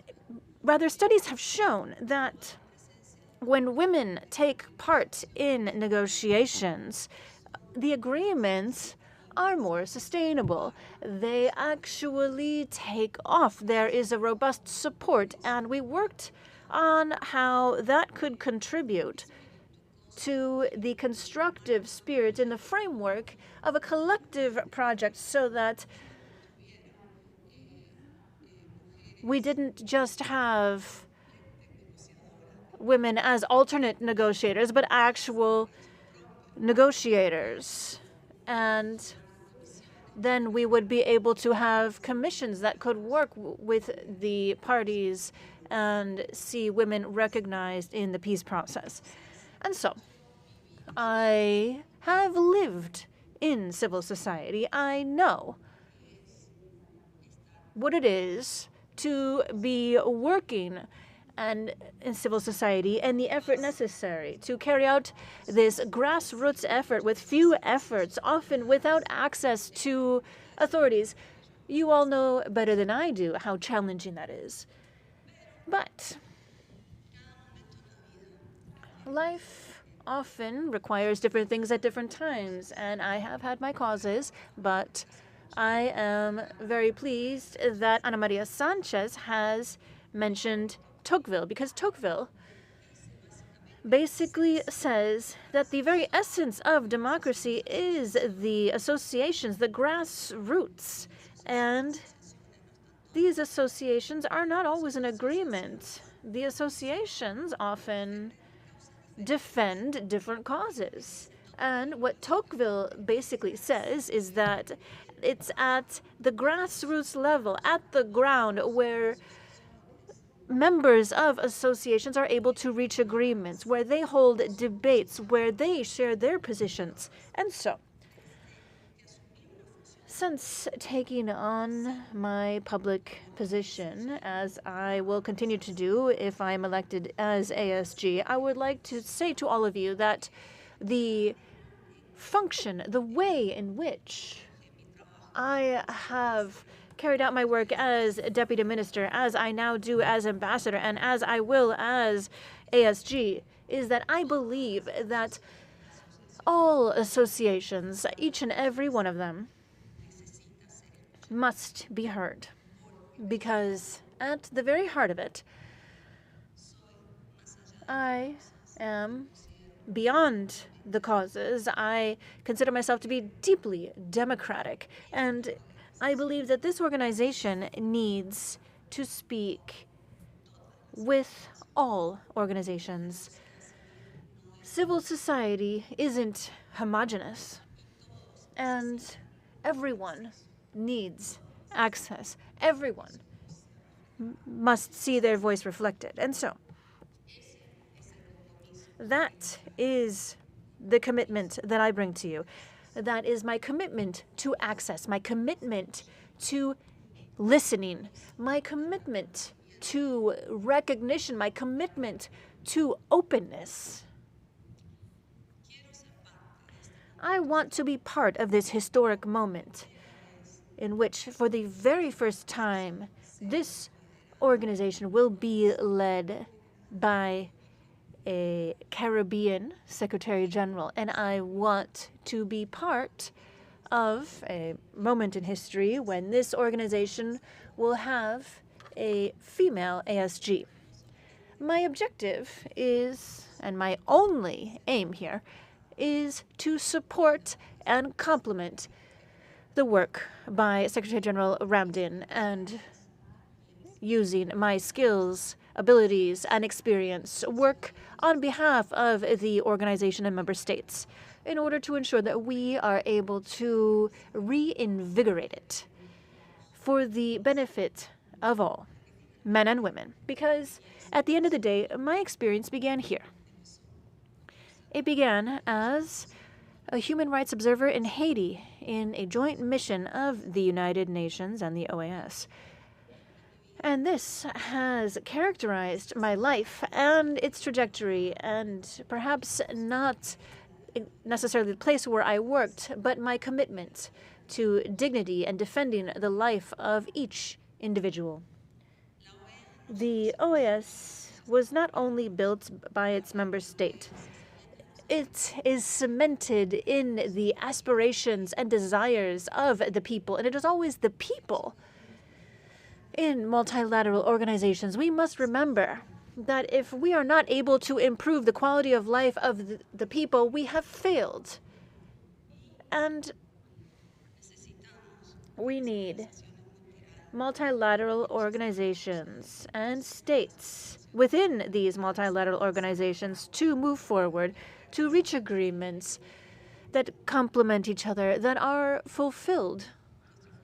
Our purpose is to bring mandates given to us by the states to reality. And the contributions of civil society has often mobilized the agreements at the multilateral level, and the OAS here is no exception. You all know. Treaties such as the De Minas Treaty. At the global level, this agreement showed the power of civil society, but that international experience outside of the region has shown the power of civil society, because here we have had similar experiences. For example, with the Inter-American Convention on the Rights of the Elderly. This stemmed from civil society, and it became a reality thanks to the efforts of civil society.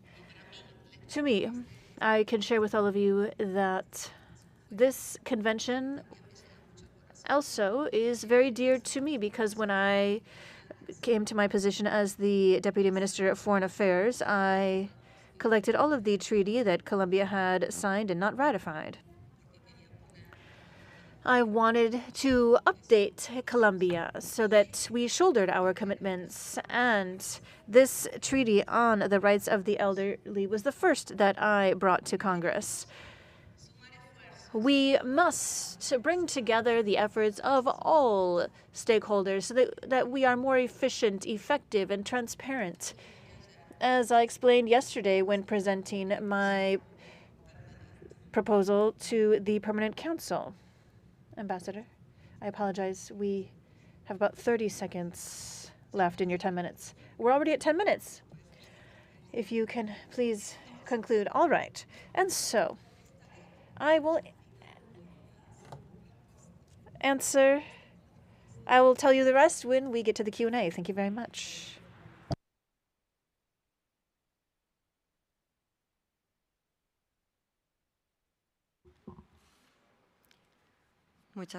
Thank you very much, Ambassador. Ladies and gentlemen, we will now move on to questions from civil society and then answers. On March 14th, 2025, and the section of civil society relations, we sent a convocation and methodology for participation in today's meeting, and we asked civil society organizations that were accredited to the OAS to take part, and we sent them an online form in which these organizations, if they so wished, could share a question. We established the questions using our methodology and requirements in order to ensure that they were taken into account. First, they had to be concise. Second, they had to be aligned with one of the OAS pillars. And above all, the questions had to be general and not aimed at any specific candidate. This led to April 4th as the deadline for registration to participate, as well as sending questions. And thank you very much to all the civil society organizations for your commitment and for respecting the established process, thereby contributing to transparent, inclusive dialogue. We received a total of 30 questions, which have been divided up by pillar and put into 4 urns. And Mari Carmen Plata, the Secretary for Access to Rights and Equity, will randomly select these questions. We will have 4 rounds with 1 question per round, and candidates will have a maximum of 10 minutes to respond to the questions for each round. And we will now select and read the first round of questions related to the pillar of democracy, and Ambassador Sanchez will be given the floor first. Please go ahead, Mari Carmen.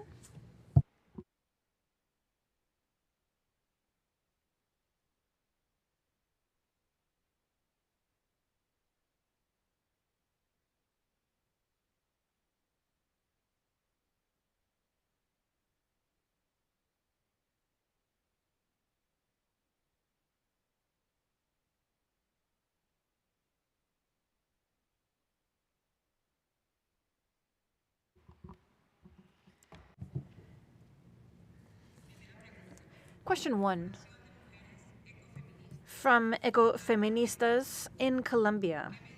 What concrete measures will you take to ensure full political participation of women, particularly those in the context of armed conflict and climate crisis? They have an essential role for protecting the environment and human rights. Second question from the Centro para Justicia, the Center for Justice and International Rights from the U.S. This is a critical moment for the region, and it has been characterized by weakening democratic institutions, human rights, and the progressive setbacks of civil rights in many countries. And what concrete measures would you drive in order to strengthen the role of civil society in the OAS and guarantee that the OAS plays an effective, legitimate role in defending democracy and fundamental rights in politically polarized contexts? Third question from the National Foundation for Democracy from the Dominican Republic. What activities would you undertake in order to address the situation of democracy in Nicaragua? And the last question from this pillar from Due Process Law Foundation in the United States. The OASGA, on many occasions, has highlighted the importance of equal, balanced participation in geographical terms in OAS positions. And what concrete measures would you promote in order to ensure this objective? Ambassador Sanchez, please. Thank you very much. First of all, with regard to the concrete measures for full participation for women, particularly in situations of conflict or climate crisis, the organization, through its participation of member states, has always attempted to move forward in understanding the problem and consolidating and defining women's rights with regard to political participation. This is an effort that the organization has continuously undertaken, but it is important that we work through dialogue, not only between member states, but also with organizations from civil society in order to create or add rights and strengthen this participation. Now, with regard to the institutional weakening, what concrete strategies would allow us to strengthen the role of the organization in this sense? The thing is that we need to have a clear idea of the position of the Secretariat, the General Secretariat, and the ASG. The ASG is not a political position. This is a technical support position for the Secretary General. I believe that the decisions made need to be taken by member states. And based on these decisions, the Secretary General works and the ASG provides guidance and support. The ASG is a position that works to facilitate these agreements, to ensure that they are translated into reality. The ASG focuses on the cross-cutting nature of any decisions that may be made by member states in the organization. And with regard to the situation of democracy in Nicaragua, I have to say that this is part of a debate and a decision that needs to be held by the member states, and the General Secretariat needs to facilitate mechanisms so that this debate is held and that any consensus reached is then something that is used to make changes in reality. Yesterday, we talked a lot about the issue of parity, gender parity, and also we talked about the matter of geographic parity and balance. Now, with regard to gender parity, the OAS has carried out a series of measures to ensure gender parity. We are on the right track, and I think that we need to make more progress. The fact that now we have 2 women competing for the position of ASG for the very first time. This is a show of how much the OAS has advanced, because women are now capable of contributing, collaborating from the highest levels of responsibility within the organization. Now, with regard to geographical parity, this is something that I think depends on the capacities of individuals and the possibility of access to positions within the OAS. What I do believe is that we need to work transparently and with clarity in mind through our selection processes to ensure that anyone has the possibility of getting to know the labor requirements and is capable of taking part in these transparent, competitive processes and selection processes so that we have the very best candidates at the OAS, because at the end of the day, this will be a benefit to the organization itself, and it is important in developing the mandates and turning them into a reality. The General Secretariat needs to implement this based on the decisions of member states. Thank you very much. Thank you very much, Ambassador. Ambassador Hill, please go ahead.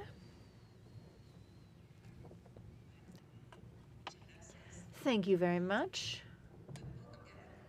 Can I change the order of questions when I answer them? I'd like to start with the question on civil society during times of crisis, because I think that this is at the very heart of what we all do here and what has brought us together today. That is the role of civil society and what we can do from the position of the ASG. I have been thinking a lot about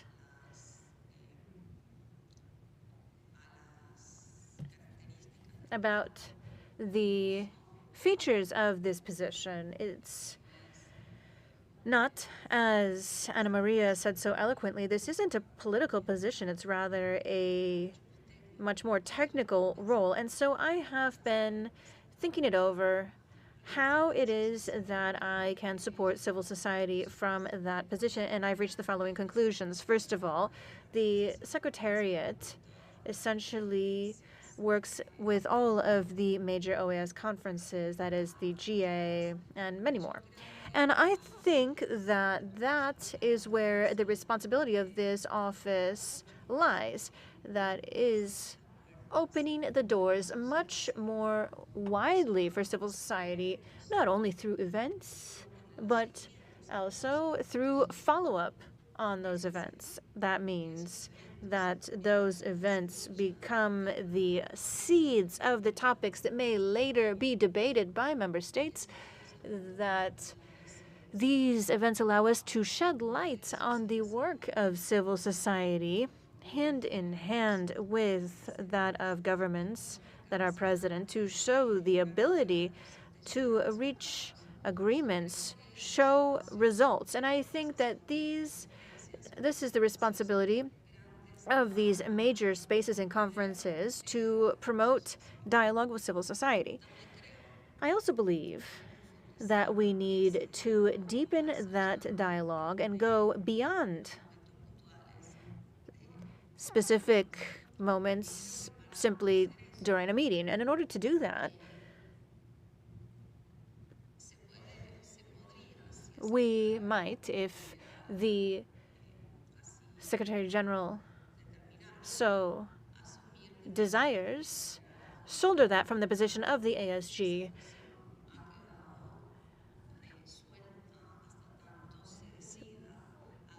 In which we decide, after decision is made, exactly where we're going to be directing our efforts and how far we're going to go, so that the Secretariat is able to reach some sort of agreement unless the Secretariat reaches an agreement on its elimination. And so I would put myself forward as ASG and express my interest in maintaining relations with civil society with the sole objective of deepening those relations and ensuring that we have a real impact. And I'm saying a real impact because throughout my career, I have been on both sides of the table, from the perspective of civil society making demands, and on the other side, holding these conversations. And I know that often we see these maxims and the governments are not able to respond to them. There are issues that, due to political reasons, we're not able to address. But I also know that we can build a public policy hand in hand with civil society. And what's more, I think that we can't build public policy and be effective if we don't work with civil society. And I believe that we shouldn't be afraid of civil society. Civil society is our partner. They must be a preferred partner that allows us to move closer to citizens. And we talk a lot about the democratic deficit in multilateralism. Well, here we have a path, and it's rather direct, to move closer to the people in our countries. Just one example of that.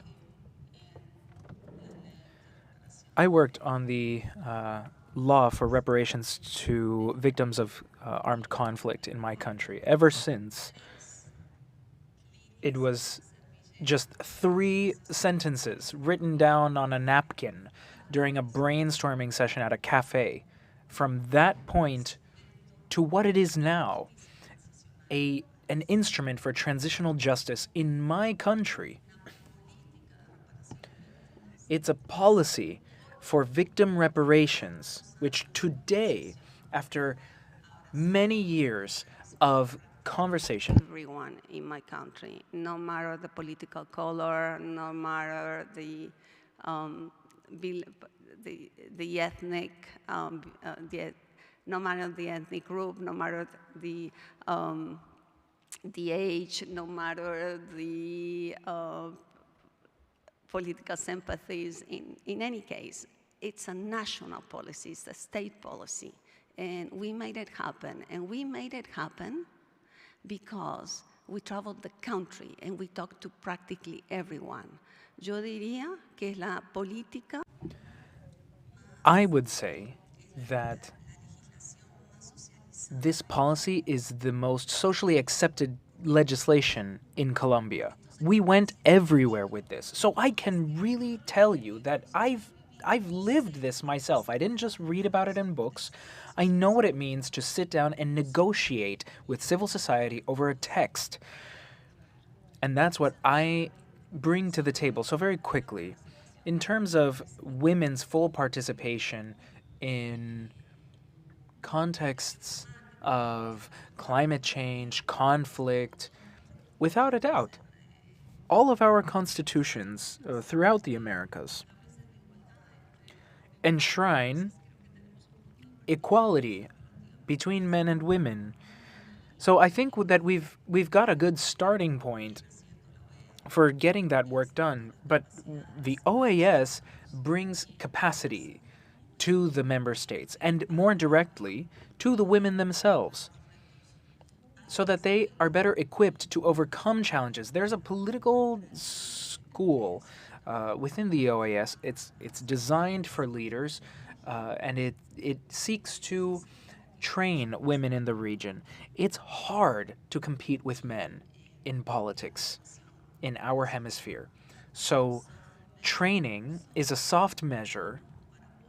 It acts as a path towards helping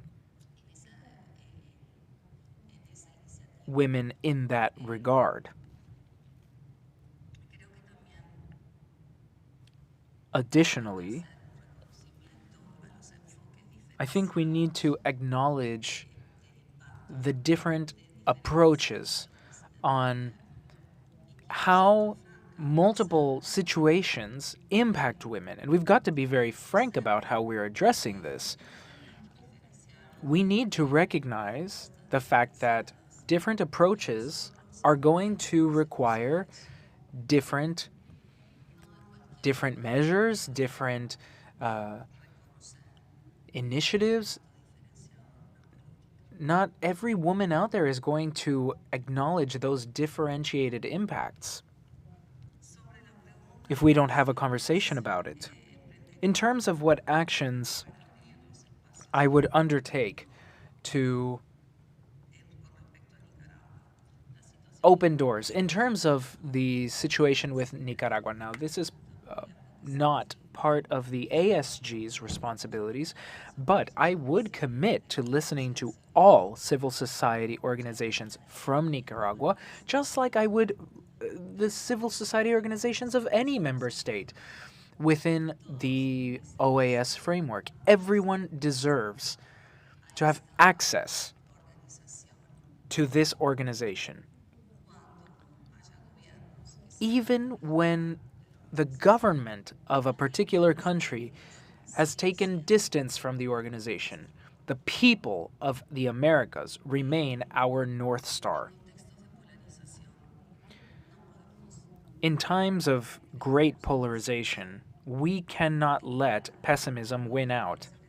Dialogue, as the Secretary General-elect said, must remain our number one instrument. And he said this regarding situations that you are inquiring about and that I, as ASG, would bring assistance to in this process. And it's very, very complicated.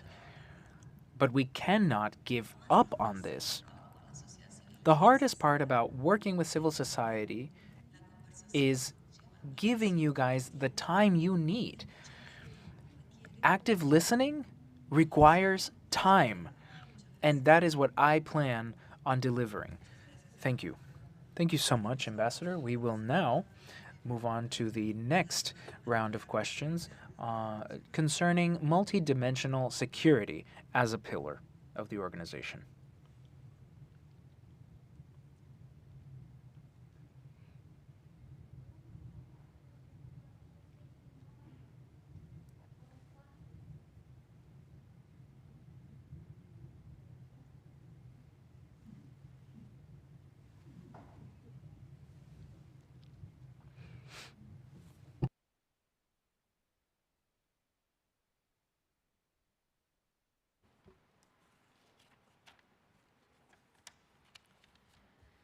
Primera pregunta. First question. From the Colombian Association of those who have retired from the military forces in Colombia. Organized transnational crime is a persistent challenge to the stability of the region, namely along borders where different drug trafficking dynamics arise, you have human trafficking, and there's illicit financial flows. From your experience, what role should the OAS play, and specifically the ASG, in terms of coordinating at a regional level to face these threats and strengthen cooperation along vulnerable borders? Segunda pregunta de la Second question from the organization AC from Argentina. How, from your position, would you believe that the OAS can reevaluate state policy to respond to issues related to drugs in the region? Third question from the organization Building Bridges from Mexico. What proposals do you have to address violence and insecurity in the region, namely in contexts where gender-based violence and organized crime are major concerns?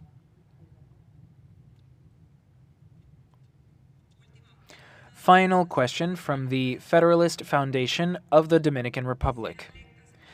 If you are elected to the role of ASG, what actions would you take related to transnational organized crime? Thank you so much, Mary Carmen. I will now give the floor to Ambassador Laura Hill first during this round, and she will have a max of 10 minutes to respond. Ambassador, please, you have the floor. Okay, so there are lots of questions that address the same element. And I'll begin by saying that today, I believe that today, drug trafficking and transnational organized crime are the two greatest threats to governance and democracy in the region. And I believe that the OAS has a role to play here. How can the organization do that? The organization can take on a role in facilitating communication among states,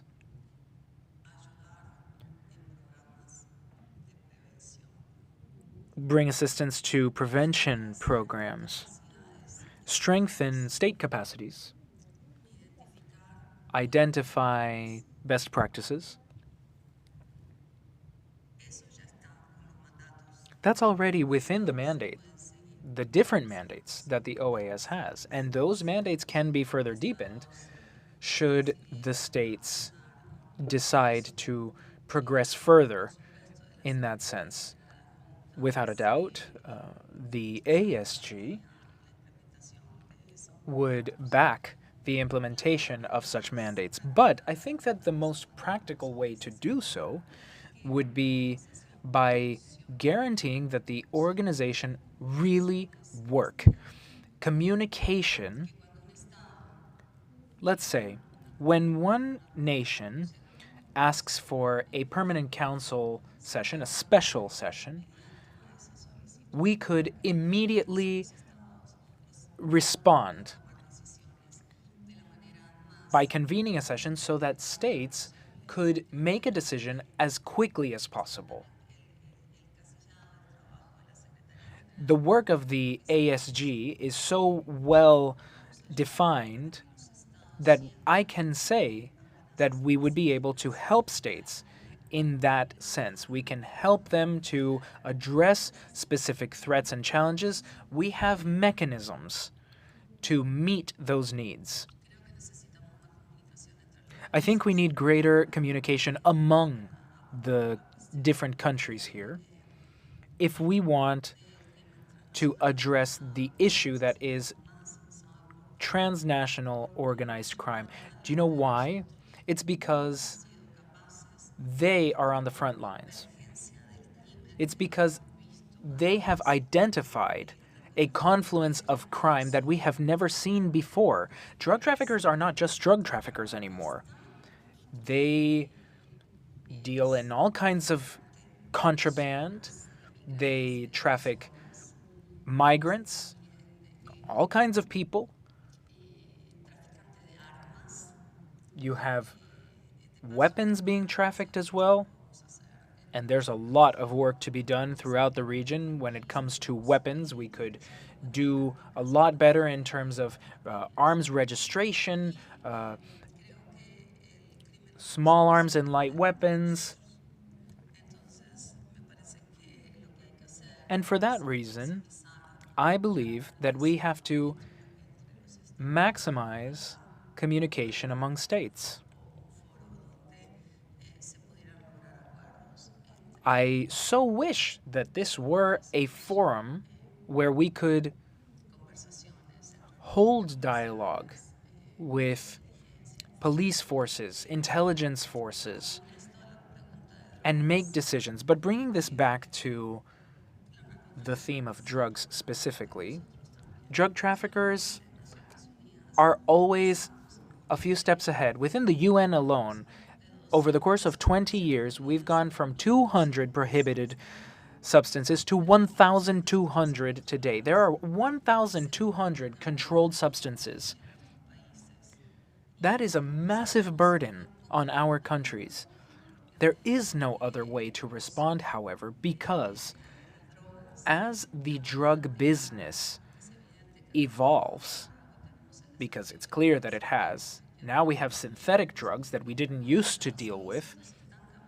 and illicit markets are also changing fundamentally, state response remains the same. It is exactly the same. And so that means there will be nothing but failure. So what I suggest when it comes to drugs, what I have discussed in my capacity as an ambassador in Vienna, I don't have the answers, but I do have the questions. And we've got to be clear about the questions we're asking. If the illicit markets have evolved, why have our responses not evolved in turn? I think that's something that states ought to discuss here. That's my opinion, however. I believe that as ASG, that would not be in my group of responsibilities, but I would do everything I can to ensure that you all can have the debates needed here.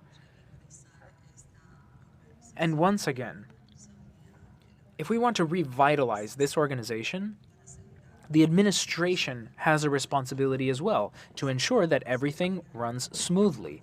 And the states have the responsibility of holding the difficult, complex, polarizing conversations.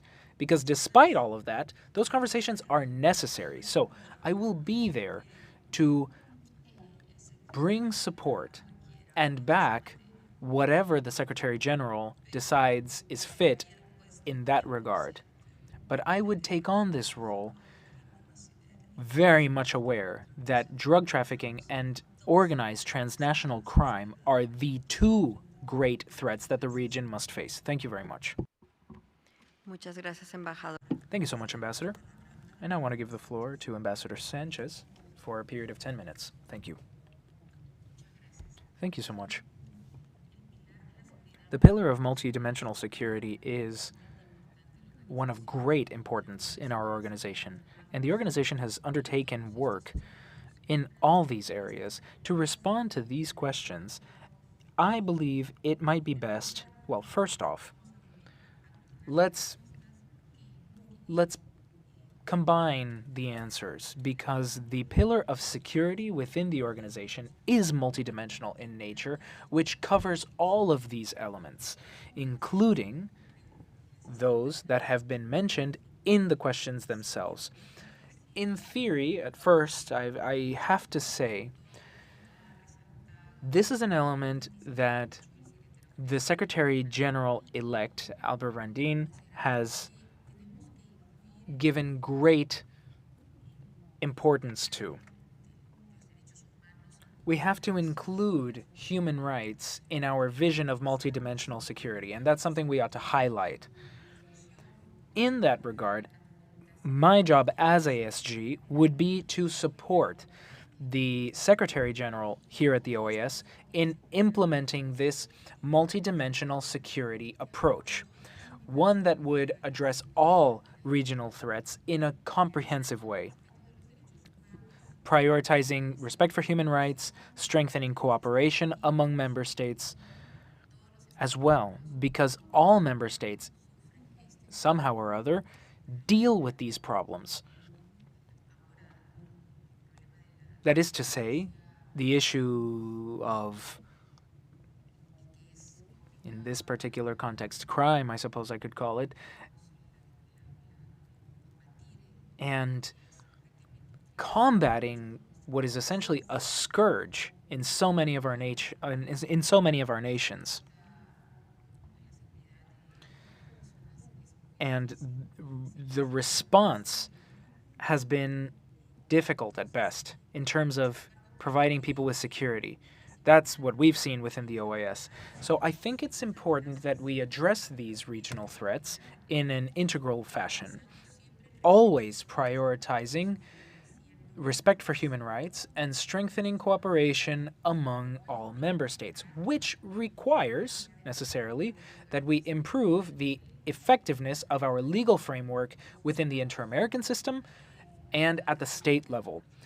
At an organization level, we have to promote greater organizational cooperation on the ground We must have greater civil society participation in these efforts in order to better implement, well, not just implement, but design security policy that will be more effective. One of the priorities I've identified in this area, especially when it comes to battling transnational organized crime, is, well, it's that it doesn't just affect the capacity and stability of our nations, it undermines the well-being and the dignity, in many cases, of our peoples. The organization has carried out efforts, and the court, as well as the Inter-American Commission on Human Rights, have carried out studies, research on crime, drugs, the issues that affect people. We've looked at migration, for example, concerning trafficking, slavery. There are documented cases of slavery in our region. And of course, we think at the end of the day, it's a multidimensional pillar. Why? Because all of this is something we see within the organization through the multiple committees and commissions that deal with hemispheric security. You have weapons trafficking, trafficking of children, trafficking in general, which, well, in someone's capacity as ASG, one would have to make use of all the measures that member states decide on with a view to making cooperation more efficient and effective among states. Thank you very much. Muchas gracias, embajadora. Thank you so much, Ambassador. We will now move on to the third round of questions for the pillar of integral development.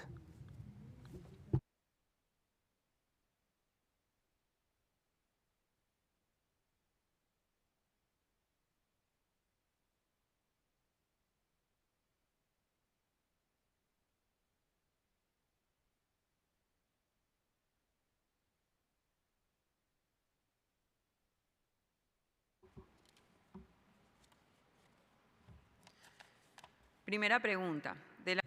The first question from the Foundation for Women in the Future for Colombia. As the next ASG for the OAS, how will you promote policies that actually reduce disparities on the economic and social levels which affect women in vulnerable situations or in situations of vulnerability?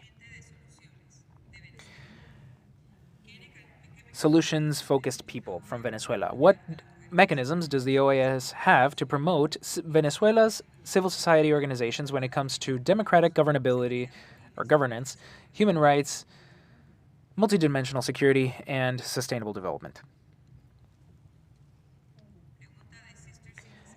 A question from Sister Cities International from the United States. The General Assembly within the OAS has on multiple occasions highlighted the importance for equal participation and geographic representation within the Inter-American System's positions. How will you promote this? The Organization for People's Development from Colombia. What strategy would you implement from within your capacity as ASG to strengthen the role of civil society in decision-making at a regional level, especially in areas that have historically been marginalized, like, for example, Afro-descendant and indigenous populations and rural populations, when it comes to challenges like climate change, security, and human rights, and the defense of human rights? Thank you so much, Mary Carmen. I now want to give the floor to Ambassador Sanchez to respond. Thank you, Ambassador. Thank you so much. At the outset, concerning promoting policies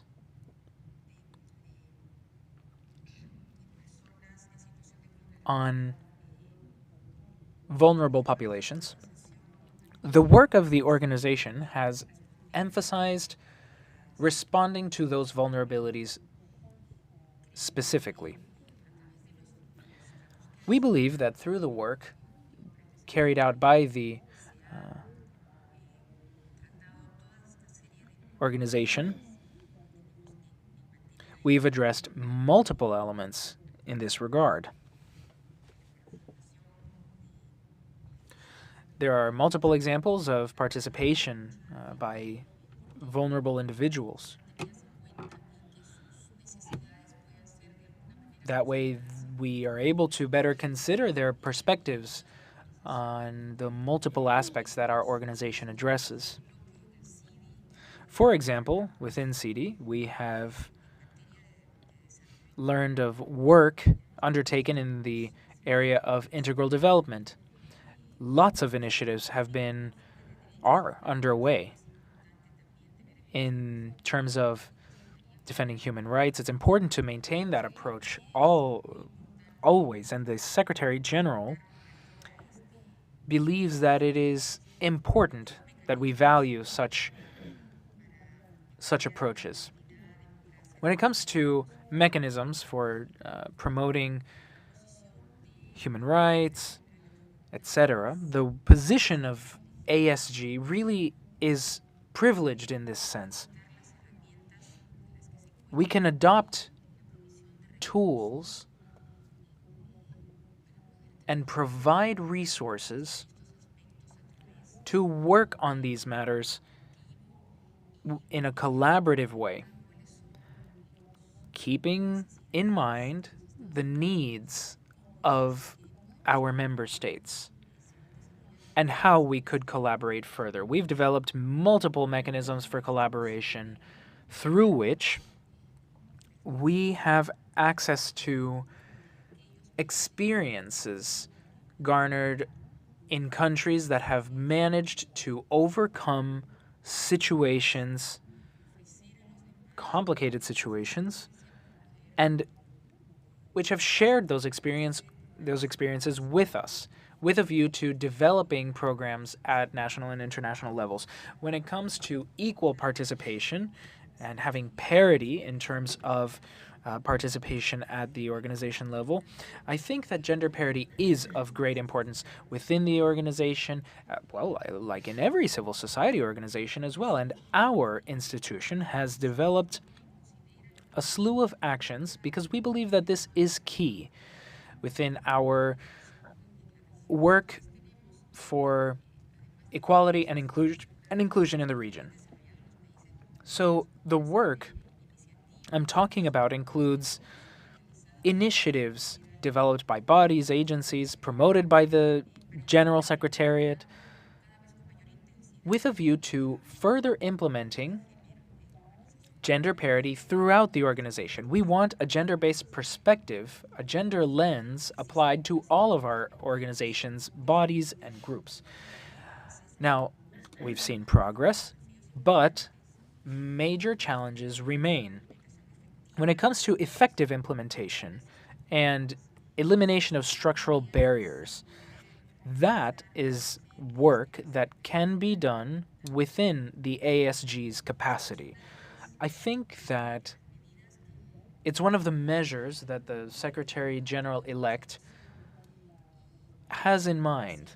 And this is important because although in some of our countries women's participation is more equal than in others, we do still have to identify mechanisms that would allow women to participate in equal conditions as men in more places. When it comes to strengthening civil society's role in the work of the OAS, we have been working since 1979 on lots of initiatives where we adopted guidelines for civil society participation within the OAS, and starting in 2000, that was further strengthened through the inclusion of dialogue at a General Assembly level and in the Summit for the Americas process. But we're going to support what the Permanent Council is doing currently to further strengthen that participation. We need a better structured registry that all member states might have access to.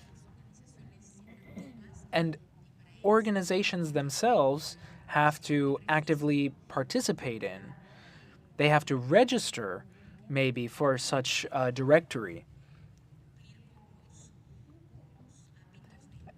And they'll have to fulfill certain requirements that have to do with the different areas of interest within the organization. We want civil society to participate. Your participation is essential. We want to make sure that civil society's voices are heard, those of our youth, our elders, of women. That's essential to the organization running smoothly. And the Secretary General, as well as the ASG, want precisely that, for societies to do well. And in order for that to happen, we need to know what the demands are. And the organization is ready to listen to you and respond in turn. Thank you. Thank you very much, Ambassador. Ambassador Hill, please. Thank you very much. This is one of those topics where I think that the ASG position can have a bigger role for one reason. This is where I believe that we have a better view of the need for coordination and to appreciate the cross-cutting nature of this. We're talking about integral development, keyword integral, and that means two things. First, we need an organizational culture of teamwork, an organization where different areas speak amongst themselves, and that might seem obvious, but it's always difficult in any multilateral organization to actually achieve. Second, we need to appreciate the cross-cutting nature of these issues. There are topics that are cross-cutting to all of the pillars, and some of the pillars are mutually reinforcing. They're all intertwined. There's not a single one that has more weight than the others. That does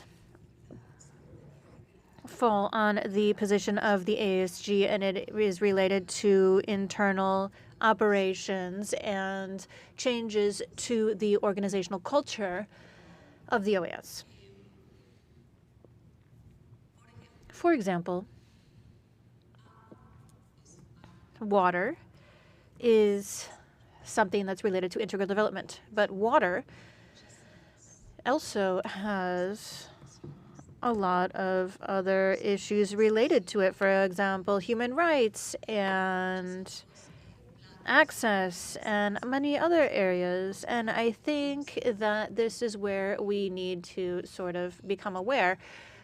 And this ambition for coordination is something that I bring with me anywhere I go, from the deputy minister position, where I worked with Chile, actually, to promote the representation of an advisory opinion to the Inter-American Court of Human Rights on climate change and human rights. I felt that the Inter-American human rights system had something to say about climate change. And I think that climate change is a typical case where we can see the very pressing need from SIDS in our membership, from the perspective of natural disasters that have a differentiated impact on our members, but they do affect every single one of us in one way or another. We have all felt floods or droughts over the last several years, which present a threat to our countries. Given the growing frequency of natural disasters, climate change is a topic that is perfectly encompassed by its cross-cutting nature among the all four pillars. And so we need coordination, and we need to appreciate the cross-cutting nature of these topics, and that's one of the answers. The second part of the answer is that we are living through a period of austerity. Many of us are. And many of us are developing. We have organizations that have a development mandate. And let's start with the United Nations. There is an opportunity there for member states to define their niche in what they really want us to focus on. And this is something that member states depend on. Third, I think that there is a relationship with other organizations to ensure that we are not duplicating efforts and we're able to rationalize what we have and to build synergy. Maybe with the UN, the IDB, the FAO, for example. In the area of food security, this is one place where we might work very well hand in hand with other organizations. And so I think that the solution here is, from the position of the ASG at least, is to share a new vision of how we're going to work. And now on the issue of equal participation and the issue of geographical representation, I believe that equal participation is essential, but we need to see it at every level of the organization. And the measurements have been taken here at the OAS. We have the data in front of us. How are we going to respond to it now? What sort of practices do we need to implement? We need to look at our labor practices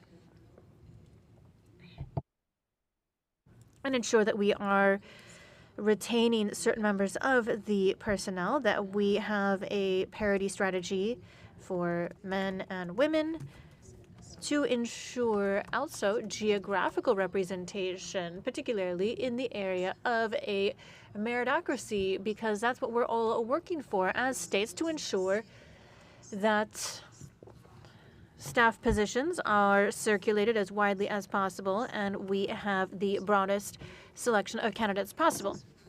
But I think that this is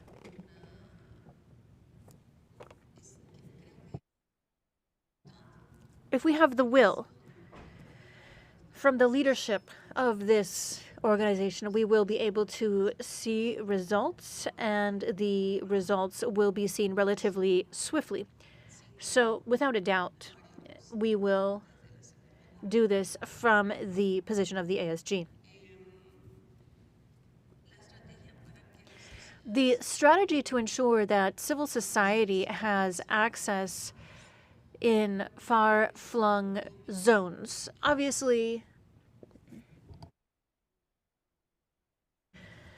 I've had to manage projects like that where we look at how are we going to reach some of these very remote groups that are quite far from population centers.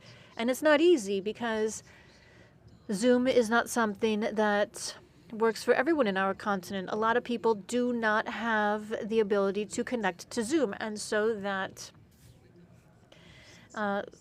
then goes back to the strategy of fundraising, raising awareness among the government themselves, and also leveraging technology whenever possible. But being able to access and create channels for access for these remote groups is a costly endeavor. We need to keep that into account when we are working on how we're going to achieve this. Reducing disparities that impact women. I think that we need to have a very clear idea. As I stated before, we have a differentiated approach in each field. And I think that every decision made needs to attempt to be seen from the lens of women and look at what is a differentiated approach. We need to be ready to have strategies with an impact that's not going to catch us by surprise. We shouldn't be caught off guard, and that is why we always need to have a differentiated approach. And so this is something that can also be done from the perspective of the ASG. This isn't something that necessarily requires financing or a costly response. It's simply the awareness of how we can look toward the future and project any intervention that we carry out is going to have multiple impacts, and they're going to be differentiated on different people. So now that we're talking about Tocqueville, let's go back to Tocqueville. I want to say something. Tocqueville stated that civil society was the very essence of democracy so long as organizations and associations are guided by the principle of solidarity. Solidarity. They're not caught by particular interests or factions. Rather, they're driven by solidarity. And I only ask that whoever be chosen as the ASG, that in any case, we need to preserve solidarity and empathy. Let's not lose our empathy. Thank you very much. Muchas gracias, embajadora. Thank you very much, Ambassador. And now let's move on to the fourth and final round of questions from the pillar on human rights.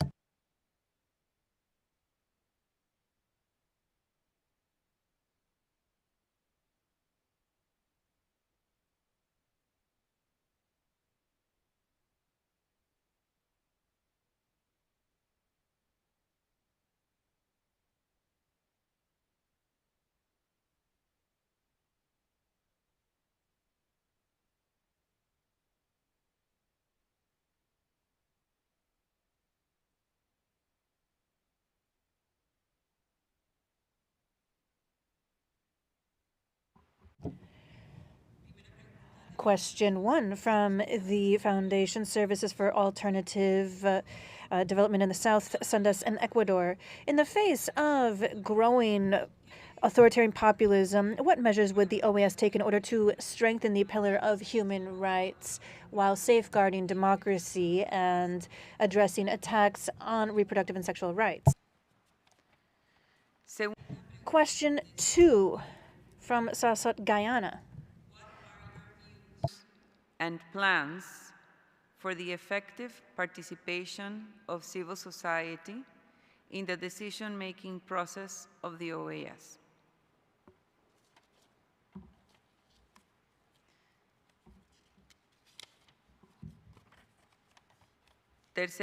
Question 3 from the Center for Promoting and Defending Sexual and Reproductive Rights, PROMSEX, from Peru.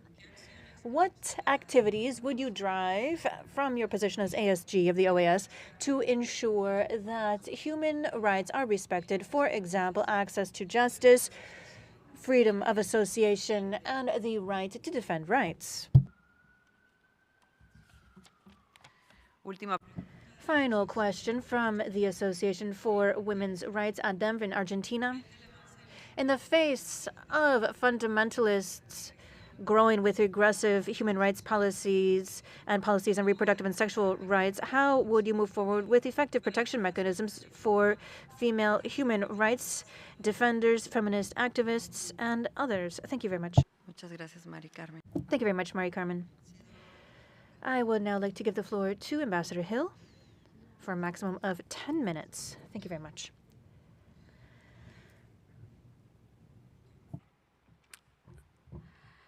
I'm going to start by one that I already answered, but I'm going to do it now in English. The civil society and decision-making progress of the OAS. So I will say it again in English.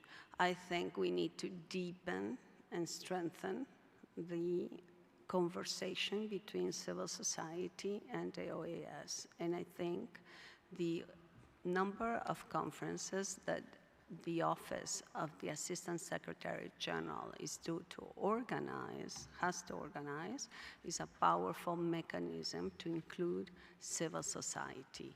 More events, more conversation, more follow-up, and more and the enticement, incentives for member states to listen to those side events that eventually help shape agendas. So that's one. The other two is to make conversation more permanent between some offices of the OAS and civil society. The relationship with civil society now is sort of in a limbo because the secretariat that is in charge of that is being eliminated as per the decision of state members. So I have said that I'm more than able and willing to take on that responsibility should I be chosen. So I think civil society, the conversation with civil society has to overcome formalities and has to become substantial. It's not only a matter of just meeting, it's a matter of active listening and inclusion of views in decision making. I think some of that can be done from the Office of the Secretary General. The rest is a political decision of member states, but some of it can be done from the Office of the Secretary General, that could even play a role of intermediary or in between, providing information to member states about whatever civil society provides. There are a number of ways in which we can serve both the interests of member states and civil society so that everyone gains by a deeper conversation, tripartite conversation, organizations, civil society, member states. So, dicho esto, that said,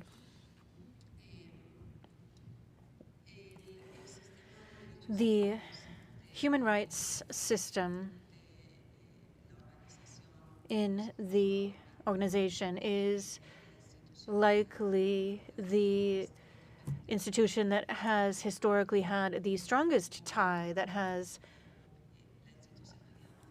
had the strongest institutionality, that's most well known in our countries. Because when we talk about going back to making multilateral organizations relevant for people again, this is a challenge in the multilateral system. What is the direct impact of multilateral work on citizens? In human rights systems, this is something that's quite clear because the decisions made by these institutions do have a direct impact on people's lives. Therefore, in many of our countries, we can say that they're not aware of all of the OAS's work, but they are familiar with two fundamental things: the inter-American system with its commission and court. And I would say that the second major thing that they are familiar with is also something that people see and recognize and understand is the electoral observation missions, because this is where there is direct contact between the organization and the citizens. So,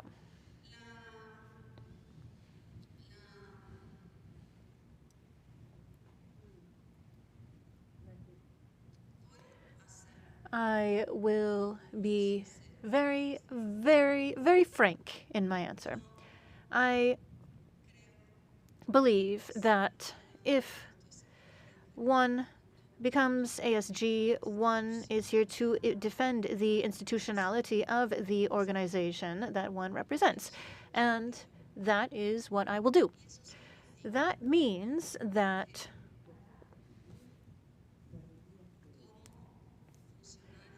as an independent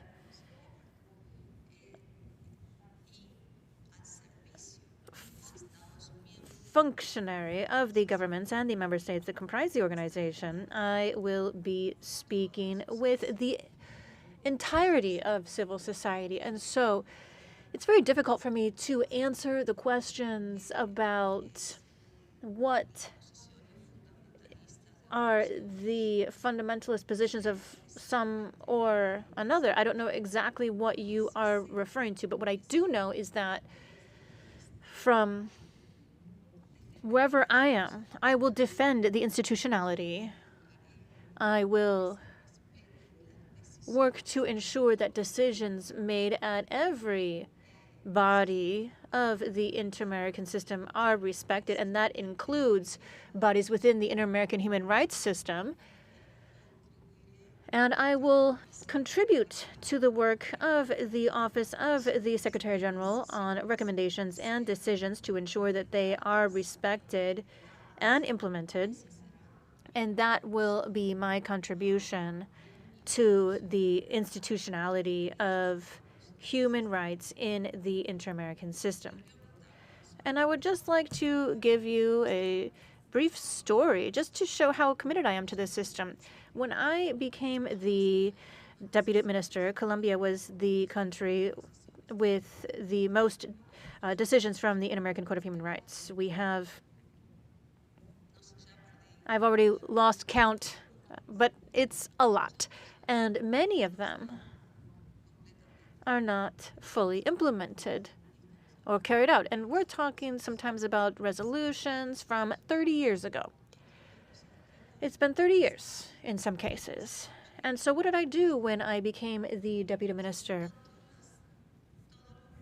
Every Monday, I met with the director of human rights. We had raised all of the measures that hadn't been implemented from each decision stemming from the court. And we went through them one by one. And in just a few months, we were able to implement a large number of these measures that had been left pending. I want to bring that type of hands-on experience to the ASG, and I'm committed to just that.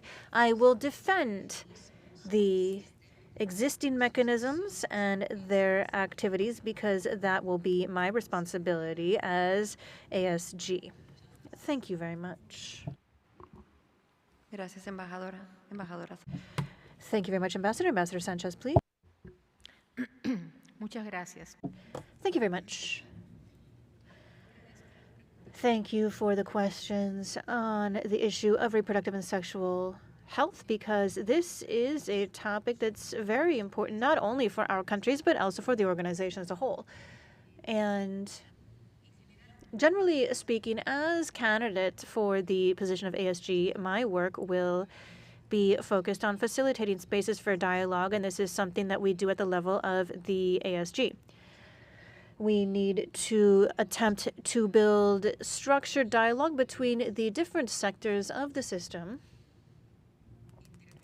that is the inter-American system, always within the framework of respect for the mandates by member states and in line with instruments in force from the organization.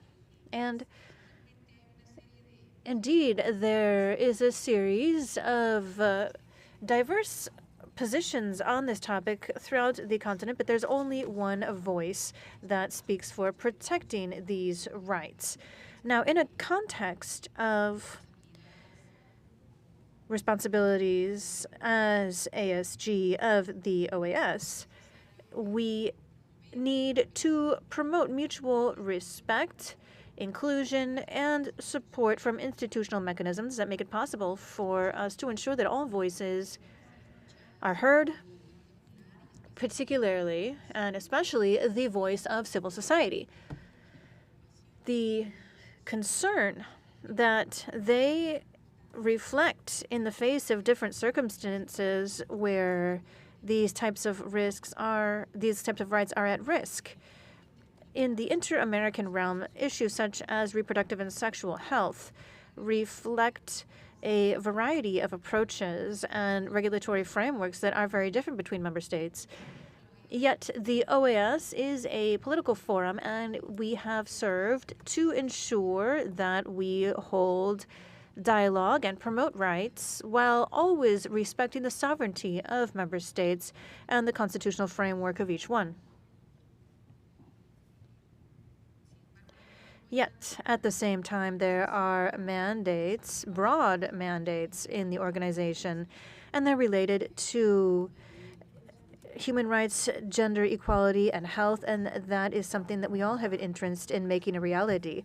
The role of the ASG is not to establish meaningful positions, but rather to facilitate processes for participation and inclusive dialogue while respecting the principles of plurality. Now, with regard to the issue of human rights defenders, this is a topic that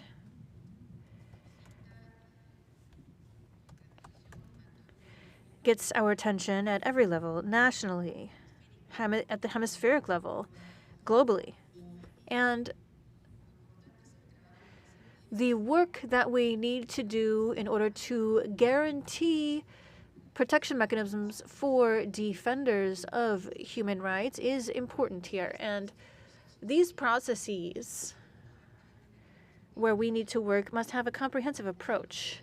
From the OAS, it's important for us to ensure that states adopt regulatory frameworks and public policies that recognize the work of human rights defenders so that they're able to prevent any risks coming to those who take on these fights and to provide effective responses in the face of any threats. It's also key for us to strengthen institutionality at the level of our organization, where we can generate spaces for dialogue and ensure access to justice whenever anyone's rights are violated. So in that sense, I believe that regional cooperation can be a great source of support when it comes to building best practices and mechanisms that are effective. We have a series of national legislations on human rights defenders, but the work that we carry out at the organization and specifically at the Inter-American Commission of Human Rights is vital in this sense. Thank you very much. Thank you very much to you, Ambassador. And with that, we will conclude the Q&A blocks. And once again, thank you very much to the civil society organizations for sending your questions to the candidates. And thank you to the candidates for your time and openness in answering them. I'll now give the floor for final comments for 10 minutes if you would like to take the floor from the podium. And then we will hear the closing words for this meeting from the chair of the Permanent Council and the permanent representative of Brazil to the OAS. I'll first give the floor to Ambassador Sanchez. Please go ahead. Thank you very much. I would like to reiterate my willingness to promote the institutionalization of more dialogue with civil society throughout the year. And the experience of these dialogues within the organization has been very important. It allows us to hear voices and shed light on the challenges, and that is, we need to provide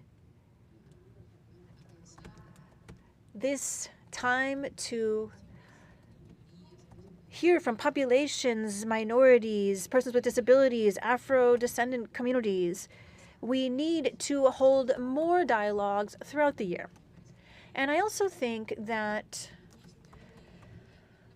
this is a way for us to have a multiplying effect in the face of scanty resources when we have virtual encounters and work with other secretariats within the organization, and where we are able to turn this into relevant information on the priorities of the organization and civil society. Thus, civil society organizations are able to have a deeper understanding and more details on what we have been doing to address different topics within the OAS. And I think that there is still a lot of ground to cover. Sometimes there is a misunderstanding of how we carry out our work within the organization, or perhaps some organizations take part and we need to expand that participation and increase those opportunities so that we all have the opportunity to be heard. On the other hand, I think it's necessary for us to strengthen financing in order to implement this expansion of spaces for civil society participation.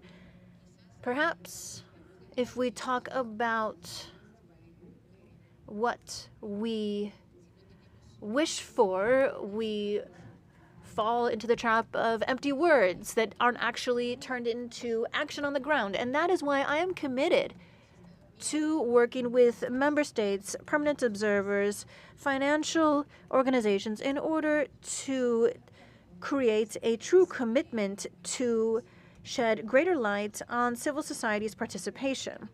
I also think it's important for us to deepen the participation and focus on women's rights as well as the rights of all vulnerable groups, so Afro-descendants, the elderly, indigenous communities, the LGBTQI+, and others. And we need to work from the organization to give impetus to activities from the Office of the ASG while supporting the Office of Secretary General Ramdin. I think that it's important for us to shed greater light on the cross-cutting nature of international migration and seek out solutions from a human rights perspective and the sense of shared responsibility.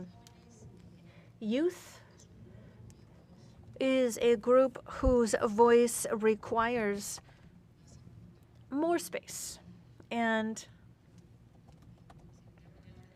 Secretary General Ramdin has mentioned this as well, and we fully agree that we need to give youth more space because they are the future of the Americas and they have something important to say.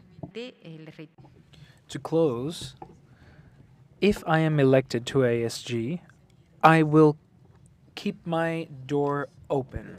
I believe in diverse dialogue. I have always believed in dialogue throughout my entire professional career. And I believe that within this organization, it's important that we strengthen that dialogue among states, civil society, and between the General Secretariat as well as its multiple areas of collaboration with civil society. Thank you. Thank you so much, Ambassador. Ambassador Hill, you have the floor. Thank you so much. I wonder if I should finish reading what was left from my speech, or if I should just speak to you off the cuff about who I am and what I've done. Conmigo van a tener con quién hablar. I am so appreciative of you sending us these questions. Some were easier to answer than others because I've worked more directly in certain areas than others. But what I haven't lost sight of throughout my life is the ability to continue learning. I am here to offer whatever you might need, but specifically that we might remain students so that we can make the organization the best OAS possible. I think that the OAS has made great headway, and today we are face to face with a historic moment because we now have a Secretary General from a sub-region that has never had a Secretary General, one that was elected by consensus, which shows that although we may speak of polarization and political tension within this organization, we can still sit down and make joint decisions in a spirit of unanimity, in a mature fashion. It's something we must not lose sight of. I ask civil society not to let itself be not let itself be beat by those moments of polarization or high tensions. When things get shaky, we lose perspective sometimes. But we can always come back here and reach agreement. And if we can do that, that means we can talk to one another. We can talk to you guys, talk to you all, not just about substantive matters, but at all levels of formality. I want you to see an ally in me. I'm sitting here talking to you all about, I mean, how can I say this? It's curious. It's hard to come up here and talk about human rights and women's rights, because I feel like my whole professional experience, my entire life, has been about this. So I don't bring you my words, I bring you my work.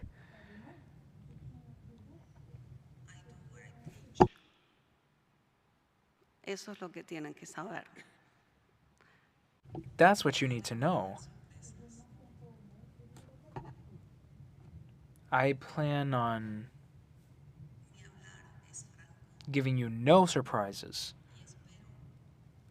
I am frank, and I hope that this commitment that I've shown to diplomacy within my own country, and if I am able to do so again in a multilateral fashion, I hope to be just as frank as I've always been, because being that real is what allows us to achieve results. I'm not coming here to get lost in philosophical debate. I've come to get work done, work with the states, work with civil society, and strengthen and defend the institutions of the Americas. Thank you very much. Muchas gracias, embajadora. Thank you so much, Ambassador. Bueno, presidente, le cedo la palabra. All right, Chair, I give you the floor. Thank you so much for being here and your leadership throughout our session today. Thank you so much, Mary Carmen Plata and Paulina Corominos, for your aid. I want to express my deep gratitude to Ambassadors Ana Maria Sanchez and Laura Hill for their participation during this important meeting. I also want to extend my appreciation to the representatives of civil society organizations here today who have been with us throughout the session, and those who followed online. This further consolidates the importance of such sessions. Naturally, our session with civil society organization alongside the organization is what we're doing here today. I want to appreciate all of the representatives that honored us with their presence. Candidates, ladies and gentlemen, we adjourn today's session. I hope you have a lovely rest of your day.